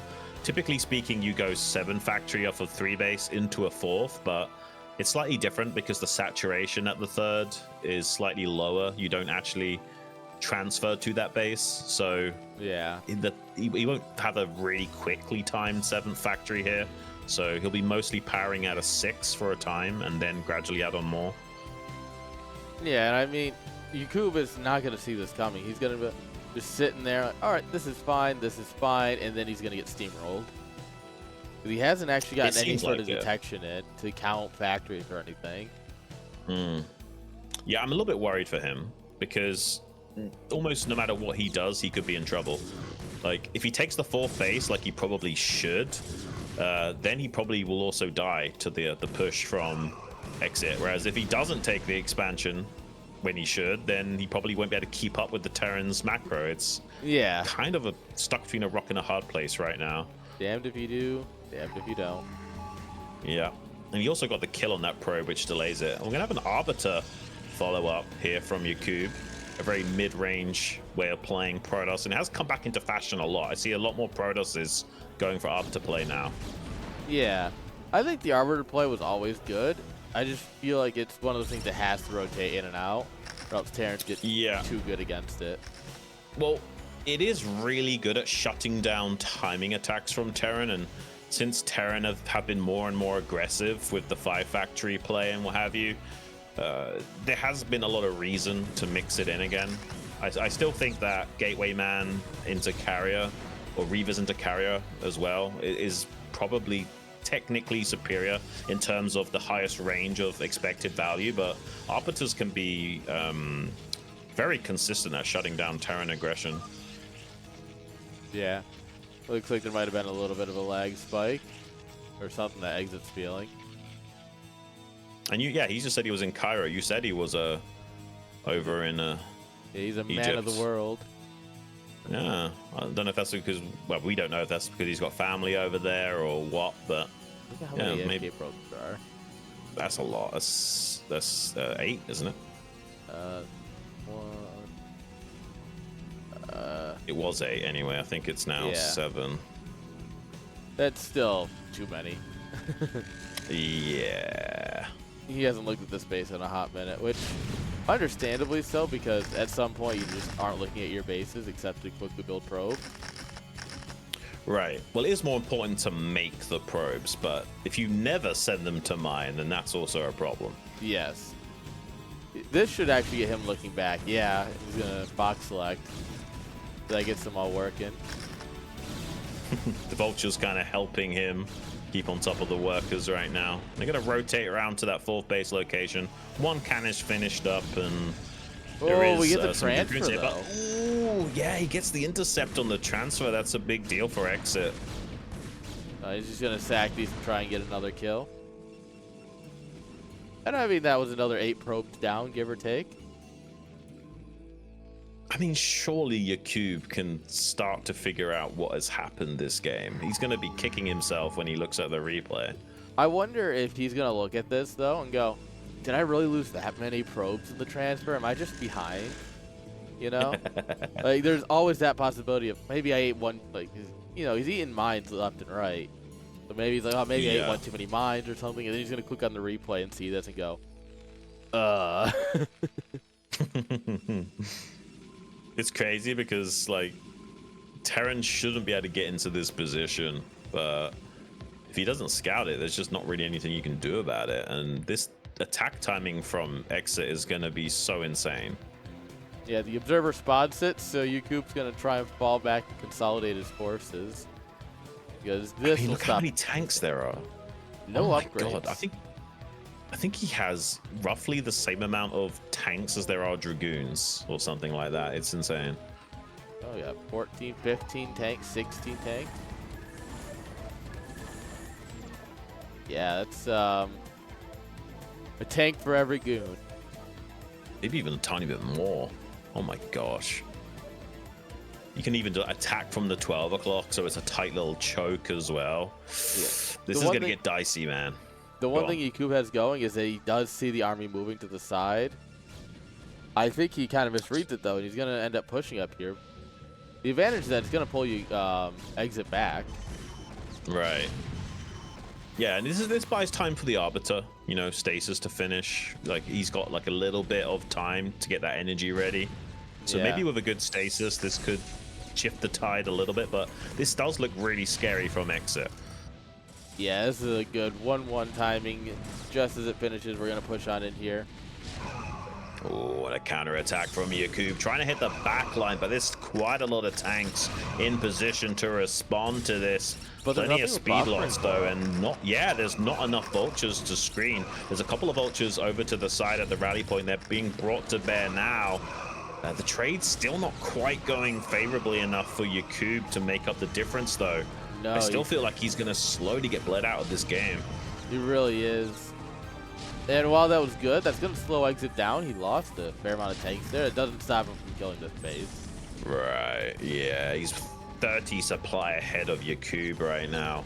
There's just no way of trading efficiently, and since he's put all of his eggs into the afterbasket, there's no splash damage to make up the difference. Oh, and he's only got one mining the gas here, so if you look at his bank, he is gas starved.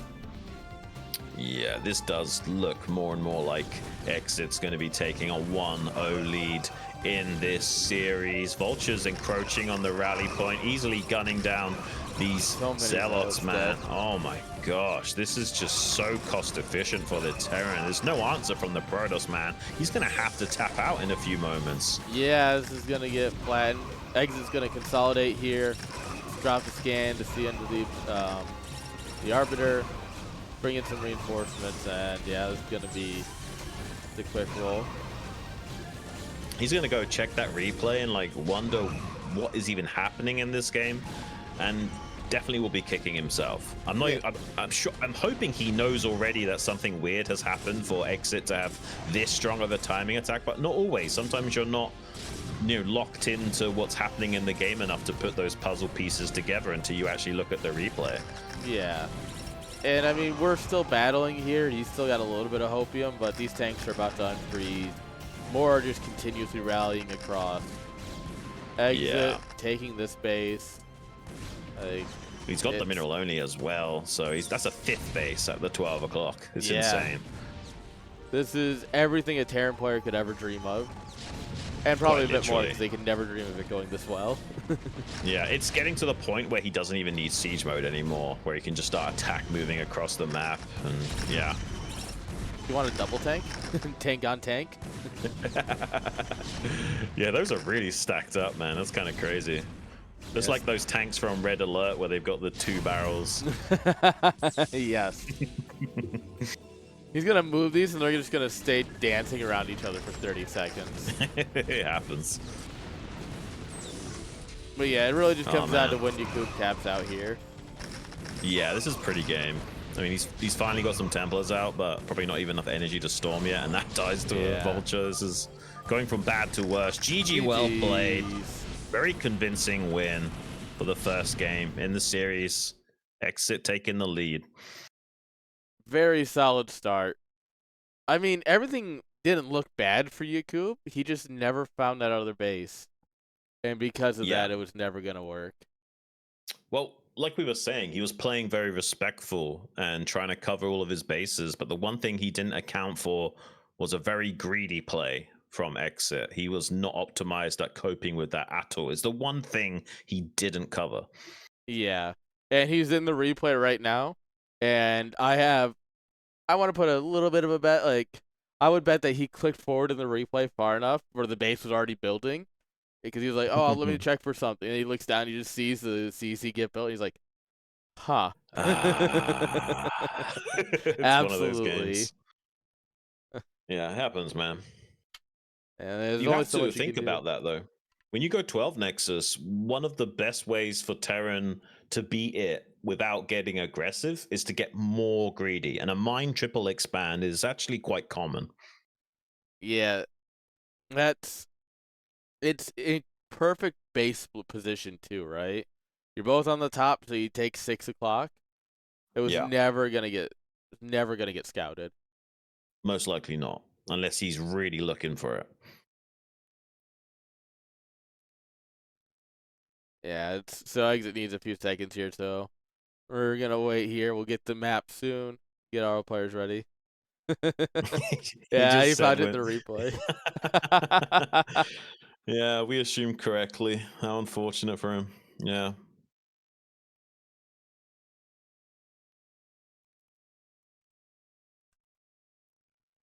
Yeah, that's really unfortunate, man. Happens to the best of us. And StarCraft's a game of incomplete information, right? You'll hear everyone say that. That's why they attribute it more to poker in terms of similarities than chess, right? Yeah, you have to see what they're doing and try and play around it and hope you got the right answer. And you have to think about the range of plays, not just what can be seen on the board. Yeah. But that comes with time and with experience, and maybe you just need a few more games in your belt. Maybe this game he does it again and scouts the whole map, finds a proxy CC. Yeah.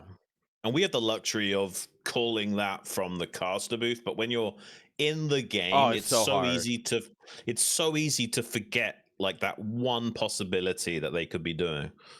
I think one of the biggest things that threw me for a loop this is like 2 or 3 CPLs ago. I cast a lot of CPL, right? And I'd cast like a tier 2 player. I was tier 3 or tier 2 at this point. And I was like, oh wow, these guys are just sitting around with their army. They're not really attacking. They're just macroing. They're not like attacking. They're not doing anything. And I'm like, oh, okay, well, that's fine. I won't do that. And then I went back and watched a few of my replays and realized I was doing the exact same thing. I'm like, yeah, maybe, it is easier to call out from a caster's booth than it is when you're actually in game. Oh, definitely, yeah. Especially because it's easy to get caught up in like the automatic response of just slipping into your macro cycles. You're kind of playing on autopilot to some degree, unless you're like operating on a pro level where you're able to do those things without thinking anyway, so you have more time to think about what's actually happening in the game. Yeah, it's hard, man. Yeah. That's for sure. Well, let's find out how the series progresses, because we're jumping into game 2 now. Yaqoob versus Exit on Sylphid. Spawning in the 12 o'clock position. The Magenta Protoss, currently down 1 game in the series, still can turn it all around. Yaqoob. And his opponent enjoying that lead in the bottom right as the Blue Terran Exit. So Yaqoob seeing a picked this StarCraft map. 2 figurine. You showed the StarCraft 2 figurine. They've got the miniatures now. Oh man, they released that new tabletop game, like Warhammer for StarCraft. Yeah. I just showed the figurine of the Marine. Yeah, I've been thinking about it. It's like $500 for the starter set though. Oh, I was never good at crazy. Warhammer, but I mean, yeah, if you got a lot of spare money, I guess cool, but I don't know, man. Yeah, man, if I had spare money, Warhammer's too expensive of a hobby, at least for me.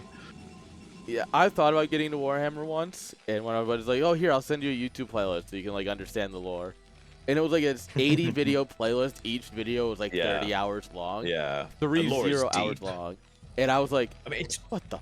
No. Yeah, to be fair, I guess you could just enjoy it from a lore perspective if you don't want to buy the miniatures.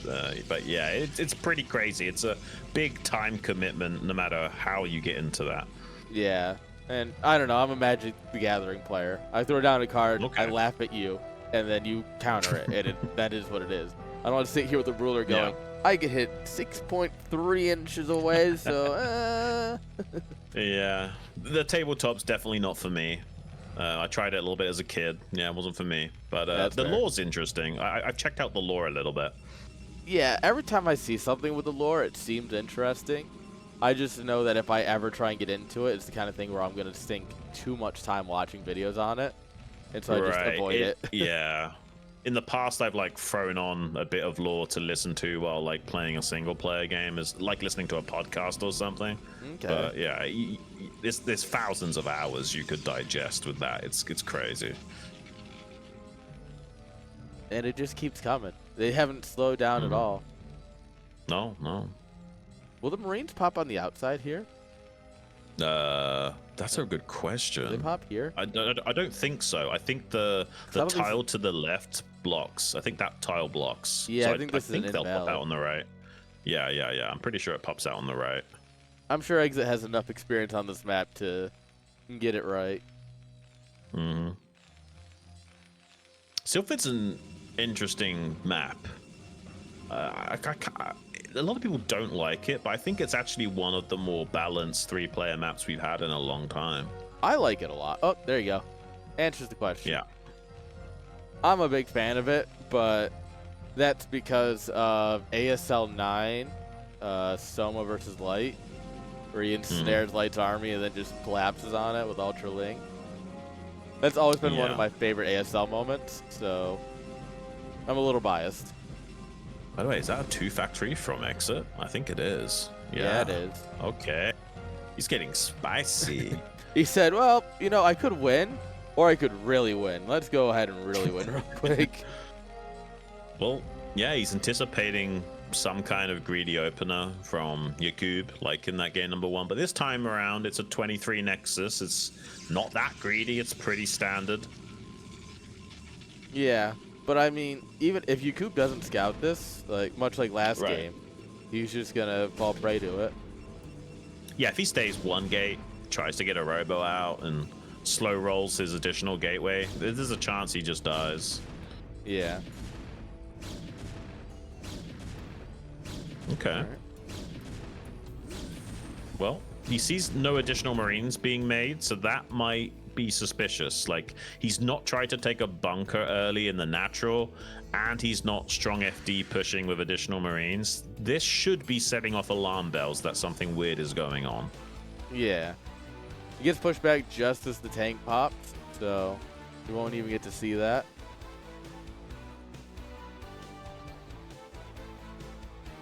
Yeah, he's gonna actually try and dive in here on top of the Marine tank force, and actually loses a lot of health. Oh my Ooh, god, loses the that's bad, that's not great. to say the least. Yeah, that makes this attack from Exit have so much more win percentage, and he is just trying to rush into Robo with a slightly delayed second gateway and losing a Dragoon. Suddenly, this could be a very successful 2-factory play from Exit. He's going to do a 3-tank push here and just try and run it down with a couple of SCVs as well, it looks like. Yeah. This should be a pretty easy push here from Exit.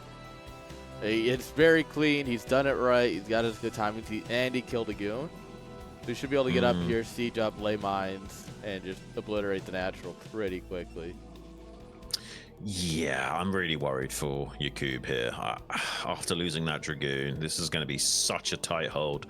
Someone like Snow could maybe find the micro to be fine here, but most Protoss players not. Yeah, it's just an unfortunate setup sometimes. And I think this is probably what keeps Yaqoob at about 1900 is he misses a lot of things with his scouting. And, you know, someday he'll improve that. Oh, my yeah, gosh. that's not great. No, he did target the first mine down, but the additional mines absolutely devastating the Dragoons. Has to evacuate the natural. Exit being very successful with this 2-factory play. There's almost no hope of recovering from this position. There's not going to be a Reaver in sight for ages. Yeah. He's barely got any units. GG is called, and we're going to be having Exit go down to the final match against StRyKeR. So we are going to be seeing a little bit, against Hawk. We are going to be seeing not that rematch. You were wanting to see a different Zerg against Exit. Yes, and I you're going to get was. This is exactly what I want. Nice.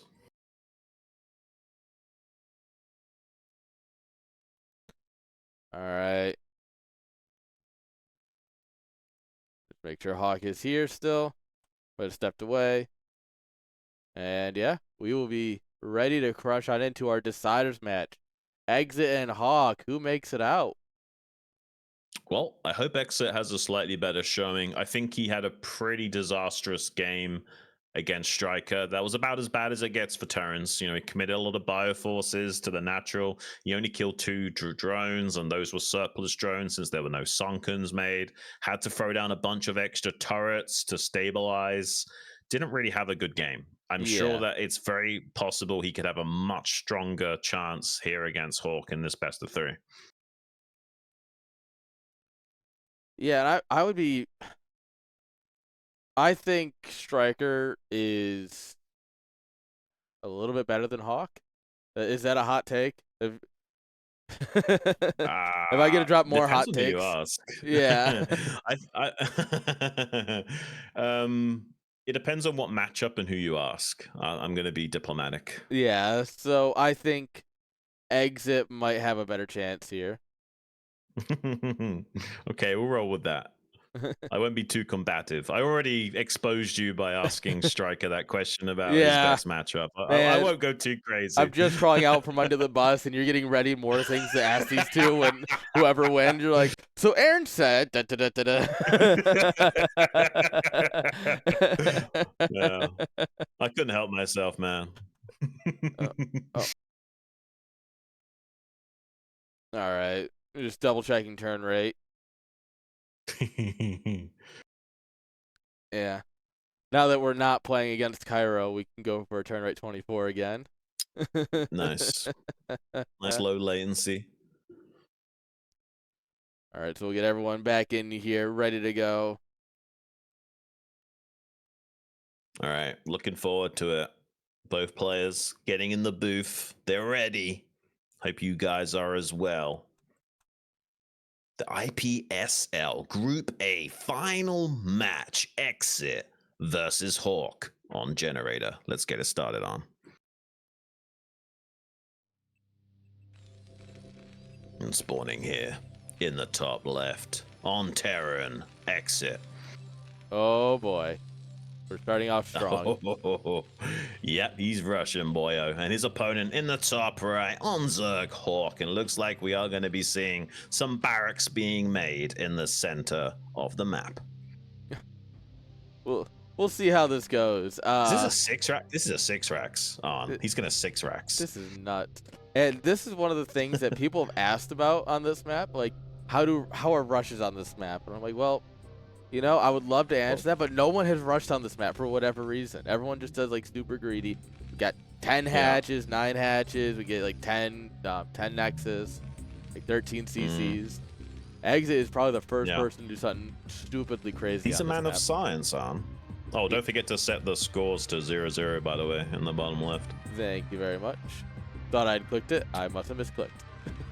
Yeah, so Exit, a man of science. And it is going to be a hatchery first, as expected out of Hawk. But that's a 9 hatch. Super safe with a pool. Oh, it is a 9 hatch.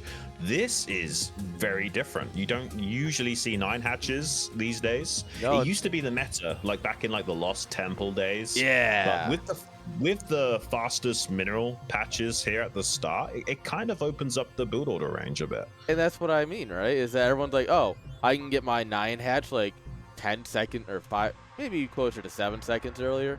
I don't know the exact timing. And so everyone's just doing it. And so Exit's here like, you know what? Someone's going to be very greedy. I'm going to be very aggressive.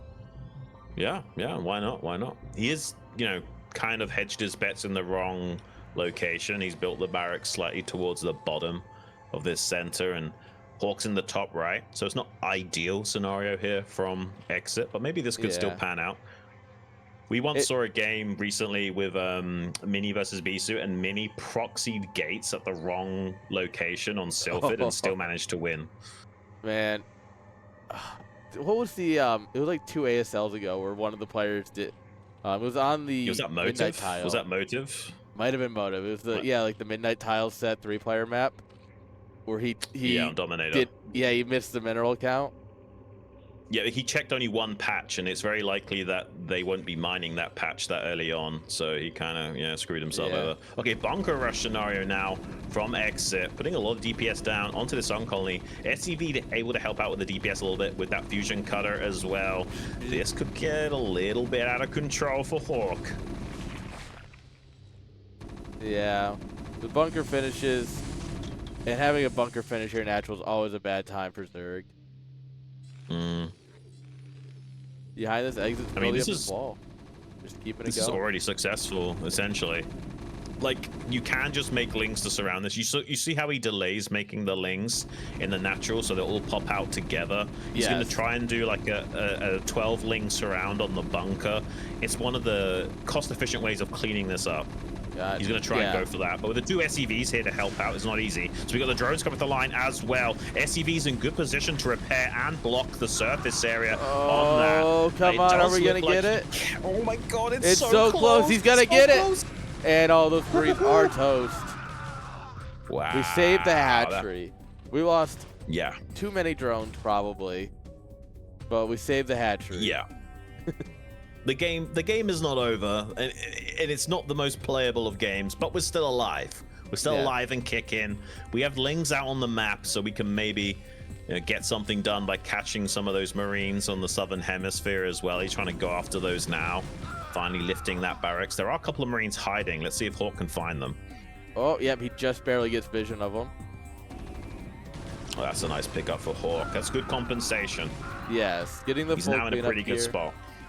Yeah. We're only at like a dozen SCVs mining. Yeah, this is pretty good for Hawk. Yeah. Honestly, I don't want to say playable, but I feel like this should be a lot worse than it is, you know? No, I think this is fine for Hawk. I think this is just great. You're going to go as far as to say it's great? Yeah, no, I would say I would take this position. Yeah. That's fair. I'll write that down for the interviews.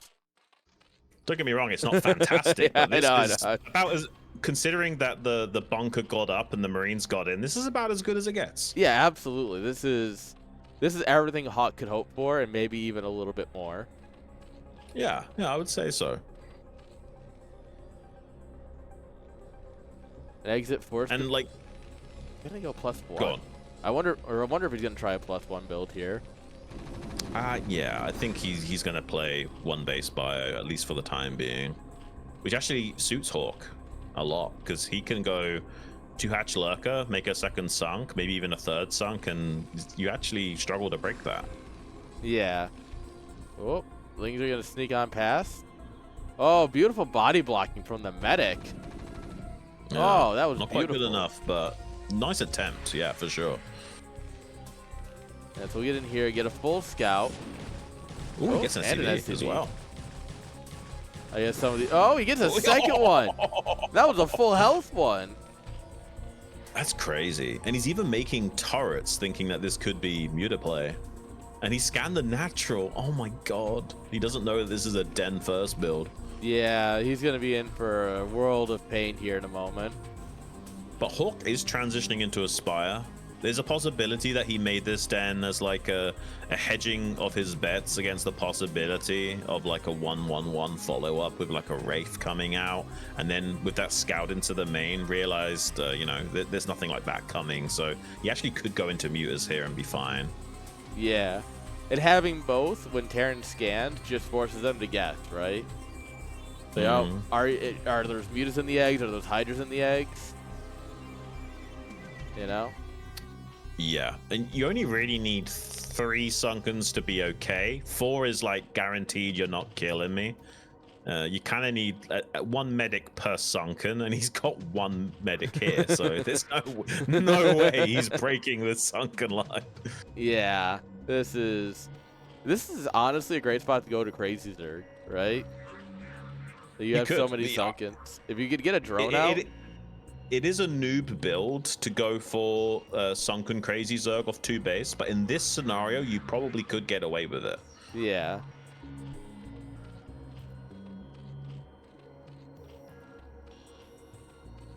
Well, he's gonna Hawk's not going to do that. Yeah, no, Hawk's gonna do something reasonable. Yeah. It's like he's good at the game or something. Turns out. Oh, he's gonna just catch the mutas flying away here. Oh, He's maybe go for one of these medics. Oh, it's so tempting. The medics are free. Can he get a medic? Oh, not a second one. Oh no. They don't want you to know this, but the Man. medics are free. You just go in and these pick them Marines up. got all dressed up to show up to a party where there's no girls at arm. Yeah. Good old house parties, man. Sometimes they just be like that. Yeah, this is going to be a rough game for Exit going forward, unfortunately. Now, 1 base Terran is stronger than 1 base any race, but he's already taken a lot of damage. He even killed 2 SCVs with the Ling run by, which is insane. Yeah. His best hope is to get a good irradiate maybe at this point, or once again the muta should fly in and just move command over the bio. Usually when you're this far behind, you're hoping for a mistake from your opponent. Yeah. You can grind out the game, but you kind of need to punish a mistake to be okay. Well, I mean, I'm So many hoping for Valkyries. it because I'd love to see him at least have a shot here in game 1. Make game 2 a He's lot going more Valkyries interesting. though. Like Valkyries on one base is rough because Valkyries build really quickly, but they're so mineral dense, so it really Yeah. limits your production capability.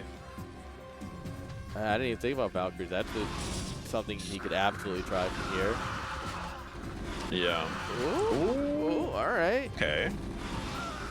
He's gonna go for a fantasy build off of one base, so a tank push with Valkyries as point defense. But he's losing so much bio to the mutas right now. And the problem is that he can't even produce non-stop marines because of the Valkyries. They're that heavy on minerals, and you're making tanks. It's really hard to squeeze everything out on one base. Yeah. Now this is more the house party you want, where it's one medic per marine. It's getting even better now. We're getting into threesome territory now. Oh. Poor Valkyrie, uninvited to the party. Yeah, she's that weird girl. Yeah. All right, we have 0 units that shoot up now. Nice. That's where you want to be. 10 minutes into a game. Against Zerg. Seems legit. GG's, yeah. GG. And Hawk's gonna take game 1. I mean, safe to say that maybe 6 racks wasn't the best idea, and that maybe that's why we haven't seen a lot of aggression on that map with proxies, because of how optimized you are with those minerals, that you can be quite defensive without too much issue. Yeah, and I think that's gonna put a lot of people who complain about that map to rest, where it's like, oh, you're just gonna get rushed on. It's like, yeah, but you'll just be fine at home because you'll have so much extra resources. Yeah.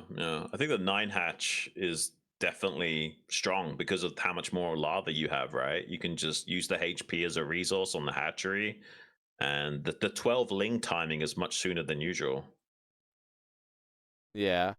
I want to quickly, as we get into the next map, I know we had a big old raid there. Thank you guys. Welcome, Raiders. I do want to say that we are restarting Zerg translations, guys. You want to get your Zerg VODs translated, go ahead and join the Discord. We should be getting that kicked off soon. There's such a backlog of videos from the old school for Zergs, where most of them haven't been translated. So we're trying to get it all organized and built out so we could just go, all right, here's the list of everything.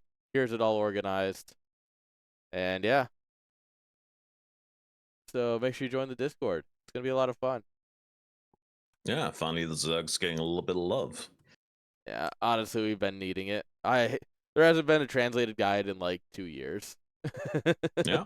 Well, hope you're ready, guys, because game number 2, Exit versus Hawk on Attitude. Spawning here in the top right on Zerg, Hawk. And he's going up against, down here in the bottom left, on Terran, Exit. Currently down 1 game to nothing in this series. But who knows, man? He could turn it all around. Yeah. I mean, look at his shirt collar, man. He is ready to win. He's popping. He was talking to me so before we start the group, obviously a few hours before, I reached out to everyone like, hey, you ready? These are all the informations. And he's like, yeah, I'm lifting at the gym. I'll be home in time.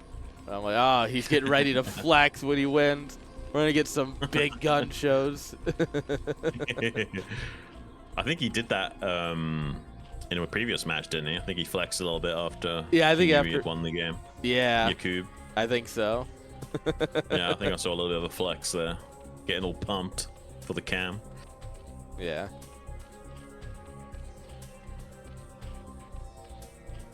Man, it is fun that, like, we have some decent personalities in the scene, you know? Yeah. Like, I don't know, I feel like sometimes it gets a little stuffy, and then you realize, like, no, we're all people, we all have a little bit of fun. You know, a little bit of color character to it. Yeah, you want to have that kind of dynamic range of people and personalities in a scene, and we see a similar thing play out in the ASL as we do here in IPSL and other leagues, where there is a skill difference and people do get destroyed in the round of 24 and what have you, but that's also part of the experience. It's nice to let everyone have a chance at, you know, coming in here and competing and taking stage. Yeah. And you know, if nothing else, you get to say that you were a round of 24 player. You know, you might not have done it, you might not have won, but heck with it, you made it this far. You beat someone else to get here. Yeah, and honestly, like, just being a competitor, that's already a win. You might not necessarily be going deep into tournaments, but just being here and getting that participation trophy is more than most people can say. Yeah. And then, you know, next season you do a little bit better, the next season you do a little bit better, and suddenly maybe now you're a round of 16, even a round of 8 player. Yeah. I mean, I think just tournament play in general is just so different to the ladder that it's nice to have that range of play between people. Like, it's a good experience opportunity, right? Yeah, and that's why I like practice series with friends more. And it's like, all right, we're gonna play 3 or 5 games. All right, let's just settle down. We're gonna play a series essentially, and you can actually get into a completely different mindset. Yeah, I like that more than ladder, to be fair. I've never really been a ladder guy. Oh my god, so he's lost this scouting SUV to a drone, and now he gets found out with the proxy factory. Big emotional reaction there from Exit on the cam. Tongue in cheek, quite literally, right now. He knows he's been found out, and this is not an ideal situation for him, to say the least. No, this is... And the list of things that are good, this is not it. You can see his head tilting a little bit where he's like, oh jeez, it's gonna be one of those games. Yeah, he's definitely a little annoyed, but I mean, that's it's the big risk, big reward, right?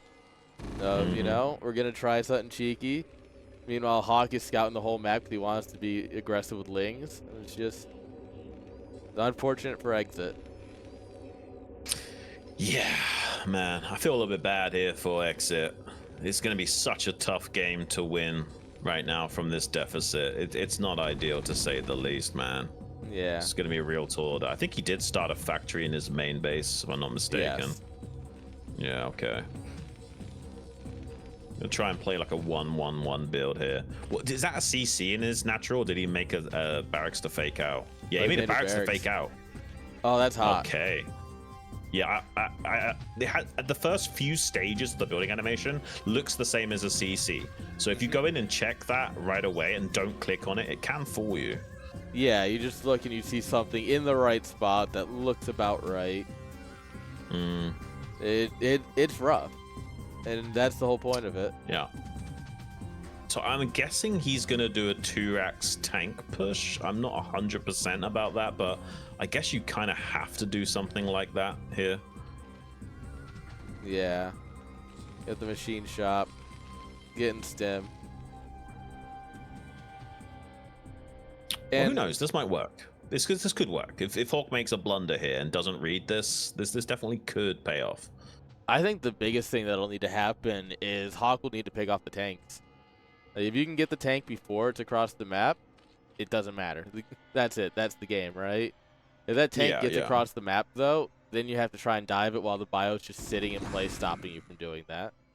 The one thing to consider is that it's cross map, so it can be quite tricky keeping track of where the bio is out on the map. So it is possible this tank actually successfully gets all the way to the natural. Yeah.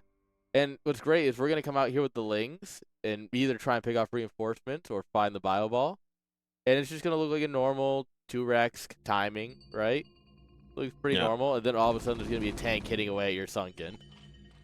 You know? This is going to be interesting because Hawk might think he's okay getting set up here, but once the tank comes into play, this changes things a lot. Yes. I love the Exit splitting up the bio there a little bit, ready for the mutas to come in at any angle, and he just collapses on him himself. But yeah, Siege isn't ready yet, so he's buying a bit more time. He now knows there's a tank. Has about 6 or so mutas, but it's hard to snipe that tank when it's surrounded by bio, but hasn't yet sniped a muta. Really needs to be good of his target firing on those mutas rather than just moving into them. Yeah. And really at this point you're just playing keep away, right? You're going to keep the mutas away from the tanks. The tanks will do everything else. Yeah, he's getting really low on that bio count though. A couple Marines showing up, but hasn't yet picked off any mutas. The firing has been very spread, which really favors Hawk here. So he will be whittling down this Bioforce to a nub, it looks like. He will be clearing this attack up from exit, unfortunately. It was a nice effort, pretty much all he could hope to go for in this position after being found out like that. But GG is called, and unfortunately, Exit won't be joining us in the round of 16. It is going to be StRyKeR and Hawk making it through to the next round as we predicted. Yeah. It's expected result, but you always hope for a little bit more, right? Like, oh, I want game 3 Yeah. between these two. I really want Exit to show up and play well. You always want like the most out of the players, right? You want every game to be Yeah. competitive. And sometimes Hawk is just kind of better than everyone. And so is I feel the StRyKeR. same way. I feel the same way in ASL. Like, I know that one guy is probably going to be a big underdog and most likely going to get destroyed, but I at least want to see a good game out of him and him showcase what he can bring to the table, Yeah. Like, a Tolbo shows up and we're all like, we want to see him do good. We don't really expect much. And then, sometimes ASL happens. I was actually rooting for him a lot because I saw how good he played in the qualifiers and I was hyping him up even before he started playing. I was so happy for him when he actually managed to smash some face. And in particular, I think it was against Lava. He played one of the I think it was Lava. He played such a flawless game. Like, Yes. it's insane how far he's come as a player. It's nice to see that when like one of these guys that usually gets clowned on finally starts hitting back heavy. Yeah. You know who else hits heavy? Our boy Hawk, who is still muted.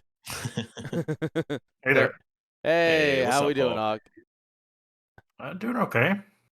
How you feel about your results today? Obviously, you made it out. Congrats. Thank you. Thank you. I still don't like to lose, even if you make it out. Yeah, The point of the tournament is not to lose, so fair. definitely need to practice a bit more on ZVZ, make sure I don't slip up in the tournament again. Mm. So, so go on, you go on. oh, you go. I think we're about to ask the same question, so you can go ahead and ask it. No, you go. You're the host. You asked the first main question. What was obviously you say you're a little upset that you lost the ZVZ fight. What are your thoughts on ZVZ? Like, what are your thoughts on that? Like before and after, obviously. Like, what are your thought process on that? My thoughts are I need to practice it again. I'm not confident if I play like a normal standard ZVZ that I'll win the fight because I'm not super practiced, and ZVZ, like if your execution is just a little bit slow, you'll lose the fights. So I was going for stuff that hopefully I wouldn't need to fight, but I wasn't able to get any like build wins. So just I don't think that'll work versus StRyKeR. So I just need to kind of practice a bit more and hopefully kind of give him a better game. I think you could argue that there was a little bit of unluckiness with the cross spawn. Was it on Andromeda? That's a little bit rough. You can't really get much tempo going from a Yeah, deficit. so that's what I mean. It's like the build I did is like it designed to get an advantage versus close spawns and a disadvantage versus cross. So like if I was practicing more, I would have played builds that rely less on like spawn location and more on just winning the fights. But I just wasn't. I don't know. I was like, I'm not playing enough to play ZVZ that way right now. But yeah, I would say that ZVZ is probably your weakness because generally speaking, you're quite a cerebral player. You're more like strategically minded rather than like execution orientated, and that's probably why you struggle with the matchup. But I also want to ask you a little bit about how you feel about StarCraft as a whole. So, what is it about StarCraft that you actually love so much and keeps you coming back to compete in tournaments like this? I think it's just like I really enjoy learning about stuff. It's kind of weird to say, and it's kind of like a meme to say that, but like any type of game, that's has a lot of learning to it. I just kind of love to pick it up and learn all I can about it until there's nothing left to learn, and then I'll usually drop it. The problem with StarCraft is there doesn't seem to be an end to what you can know about this game. Like there's still more and more and more you can keep studying. So I can't seem to drop it. You know. Uh, g- that being said, like it does seem like there's less being discovered over time. So like I Right. play less because of that. But it's just with anything, I love learning about like Slay the Spire. I just pick it up and I just try and learn as much as I can. Pick up poker and try and learn. Just I don't gamble, but I just love the game because of how much there's to learn in that game. All Right. right. That's what gets me. So would you say it's more the theory crafting behind the learning process, or just the being the student of it is the thing that appeals most to you? Like theory crafting, the problem is like people associate it with like builds and everything, and yeah, that's like part of the game. But I think at like the higher levels, most of the game is about understanding what you're supposed to do in fights Yeah. and how exactly to take fights. So if you broaden theory crafting to include like how exactly to move your units in fights and a lot of like these fighting ideas, then yes. Mm-hmm. But I'm careful to say yes right away because like people, it's associated too much with just like, oh, and then what if he builds on 12? Like, okay, well, that not super interesting to me. Okay. So okay, well, you're an S rank Zerg. I usually define S rank players as they know the builds, they execute them well, but they now start to get into the realm of knowing how to fight, how to not bleed units, how to engage properly, like you were talking about. Do you have any advice for aspiring players, or especially Zerg players, on what they need to do to step up their game to get to higher levels? It's tough. So, number one is like just play and play in a way that's fun. Um, so, like the number one thing that'll improve is playing at all. And then, if you actually want to improve, you should be studying some and making sure what you're doing is what you're supposed to be doing. And Yeah. what that means is like watching. I think like VODs are an amazing resource, and actually just like watching what they're doing with what buttons they're pressing, whether the cursor is, and then beyond that, for Zerg, a lot of Zerg up until S rank and even beyond S rank is just their units. Like Zerg units are so overpowered. Mm. They are disgustingly overpowered compared to any other race. But the the downside is that they're awful if you just like let them the AI control it. Right. Right. So almost every single Zerg unit needs to be manually controlled. And so what I would suggest people to do if they actually want to get better with Zerg is just go one unit at a time. Okay, first learn how to control slowlings, then learn how to control speedlings, and like design your builds that all you're doing is just microing slowlings the entire game. And then Yeah. design your build. All you're doing is microing speedlings the entire game, and then learn how to use hydras, and then learn how to use metas, and then learn how. Honestly, if you can just micro lings, metas, and scourge as Zerg, you're very quickly S rank. I can Okay. yeah, I can agree with that. Yeah, that's That's some fair. pretty strong fundamentals for Zerg for sure. No other race really can you do that as far as Zerg can. So that's Yeah. my suggestion. But of course, if that's not fun to you, you can also get really far by doing the exact opposite end. If you don't want to learn any of that shit and just want to play Zerg and have fun, and that's not fun to you to learn that, then my suggestion would be do the opposite. Don't make lings, don't make metas, don't make scourge, and play with like drone lurker ultra or in ZVZ like hydras. You can get to S rank that way too. You're just gonna get capped around like low S if you play that Yeah. way, but Yeah. Okay. you can still get really high doing the exact opposite way if that's fun.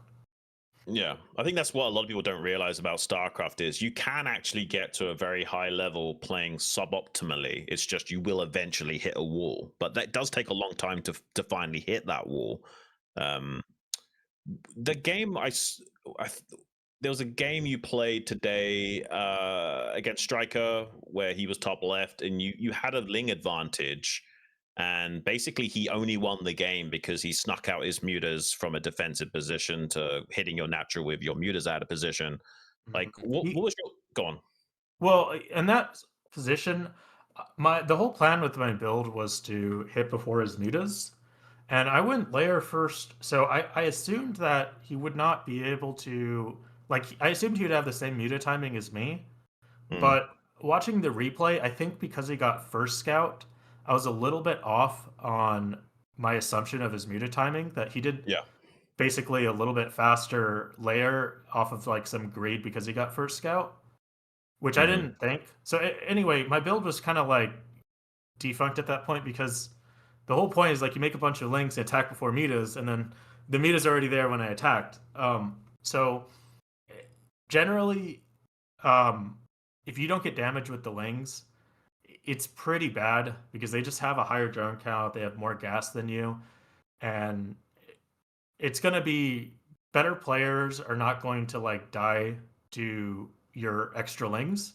They're just going to destroy your air and then be able to come back and clean up anything. It was a bad situation off of a mistake like on the Spire timing that I thought you had. Yeah. Yeah. Okay. Oh, fair enough. I got a Anything question else you for want to you. ask? Yeah. So game 1 against Exit. How did you feel about holding it? Do you think that obviously Generator's a bit of a weird map, right? And he goes for a 6 racks in the center against you. How do you feel that plays out on a different map that doesn't have the fast minerals? Or like do you think that Mm. you held it well because you had the additional resources, or just your thoughts on that? I think okay, that was 6 racks. Huh. Okay, so playing the game, it's so tough because of the minerals. Is that the timing that I had 3 Marines is like BBS timing, Okay. but Mm. because it's faster mining, I was like, well, this could be proxy 8 racks, so I don't want to like, I was thinking about giving up my natural, and I was like, actually, I think because of the patches, it's 8 racks. Now I learned it's 6 racks, but in general, I didn't really worry about proxy because when the minerals are stacked like that, each worker early game is mining so much more Yeah. Mm-hmm. that taking off a worker to proxy, actually your timing on the proxy um, is a little bit faster, but the timing on you know going hatchery into pool is much Right. faster because like every Yeah. worker of mine is mining. And you went Especially 9 9 hatchery, hatch, right? Because you right? got so much more lava. Like you get the 12 ling power spike for the bunkers round so quickly. Yeah, yeah, exactly. So I was like, yeah, it should be fine, but I don't know. Maybe I was like, fine. I don't know if it is actually okay. I might just drop the game because of it. Yeah. So how do Alright. you feel about going through to the next round? Is there like any particular group you want to be in out of those other 4 gamers? Do you know who there is? I always want Protoss groups. I want a lot of Protosses, except You for got 3 to Tawaponic. choose from. Oh, Yeah. not those 2. Okay, so you Yeah. want You Dragon? Yeah. have Dragon. Any Protoss that's not bonded to wall, I feel very comfortable playing ZVP. Um, I also am pretty comfortable versus Terran. Mm, So uh, like I think my ZVZ used to be good when I was like playing a bunch and laddering. It's just that I don't know. I'm not confident in taking the fights anymore unless I play a right. lot. And I'm, anyway, I'm but guessing you don't play a lot of Muta micro maps or anything like that as well these days. mm, it's hard to replicate like actual human versus human, Muta That's Scourge true. versus Muta That's Scourge. that's very true. But yeah, I'll be fine if I get a Zerg group. If I just need to play a bunch of ladder and get my mechanics up, and then I'll be fine. But no huge preference. I just Protoss, Terran, Zerg in that order. Okay. Yeah, I think you start as a player stylistically, you tend to do better against Brodos.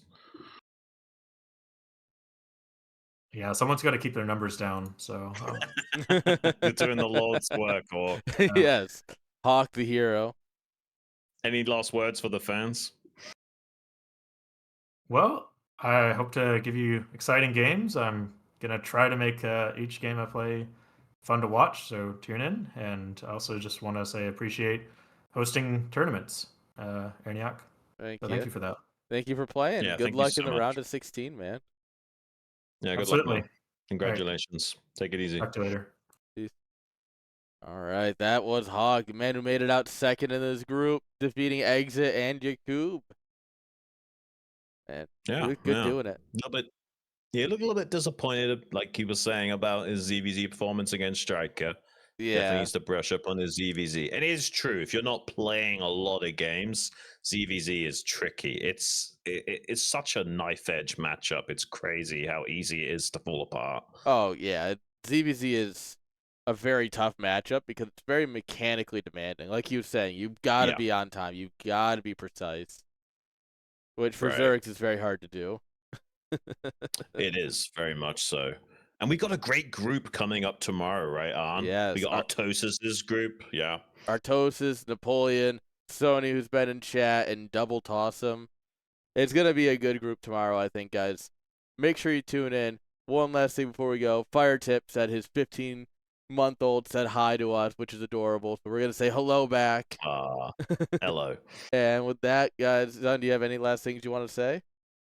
No, thanks for having me. It's been an absolute pleasure, guys. Hope you enjoyed the games today. Look forward to coming back tomorrow and bringing you some more great action here from IPSL. We're gonna have Artosis, Napoleon, Sony, and double Yotsim. What's his name? Sorry, Double Toss'em.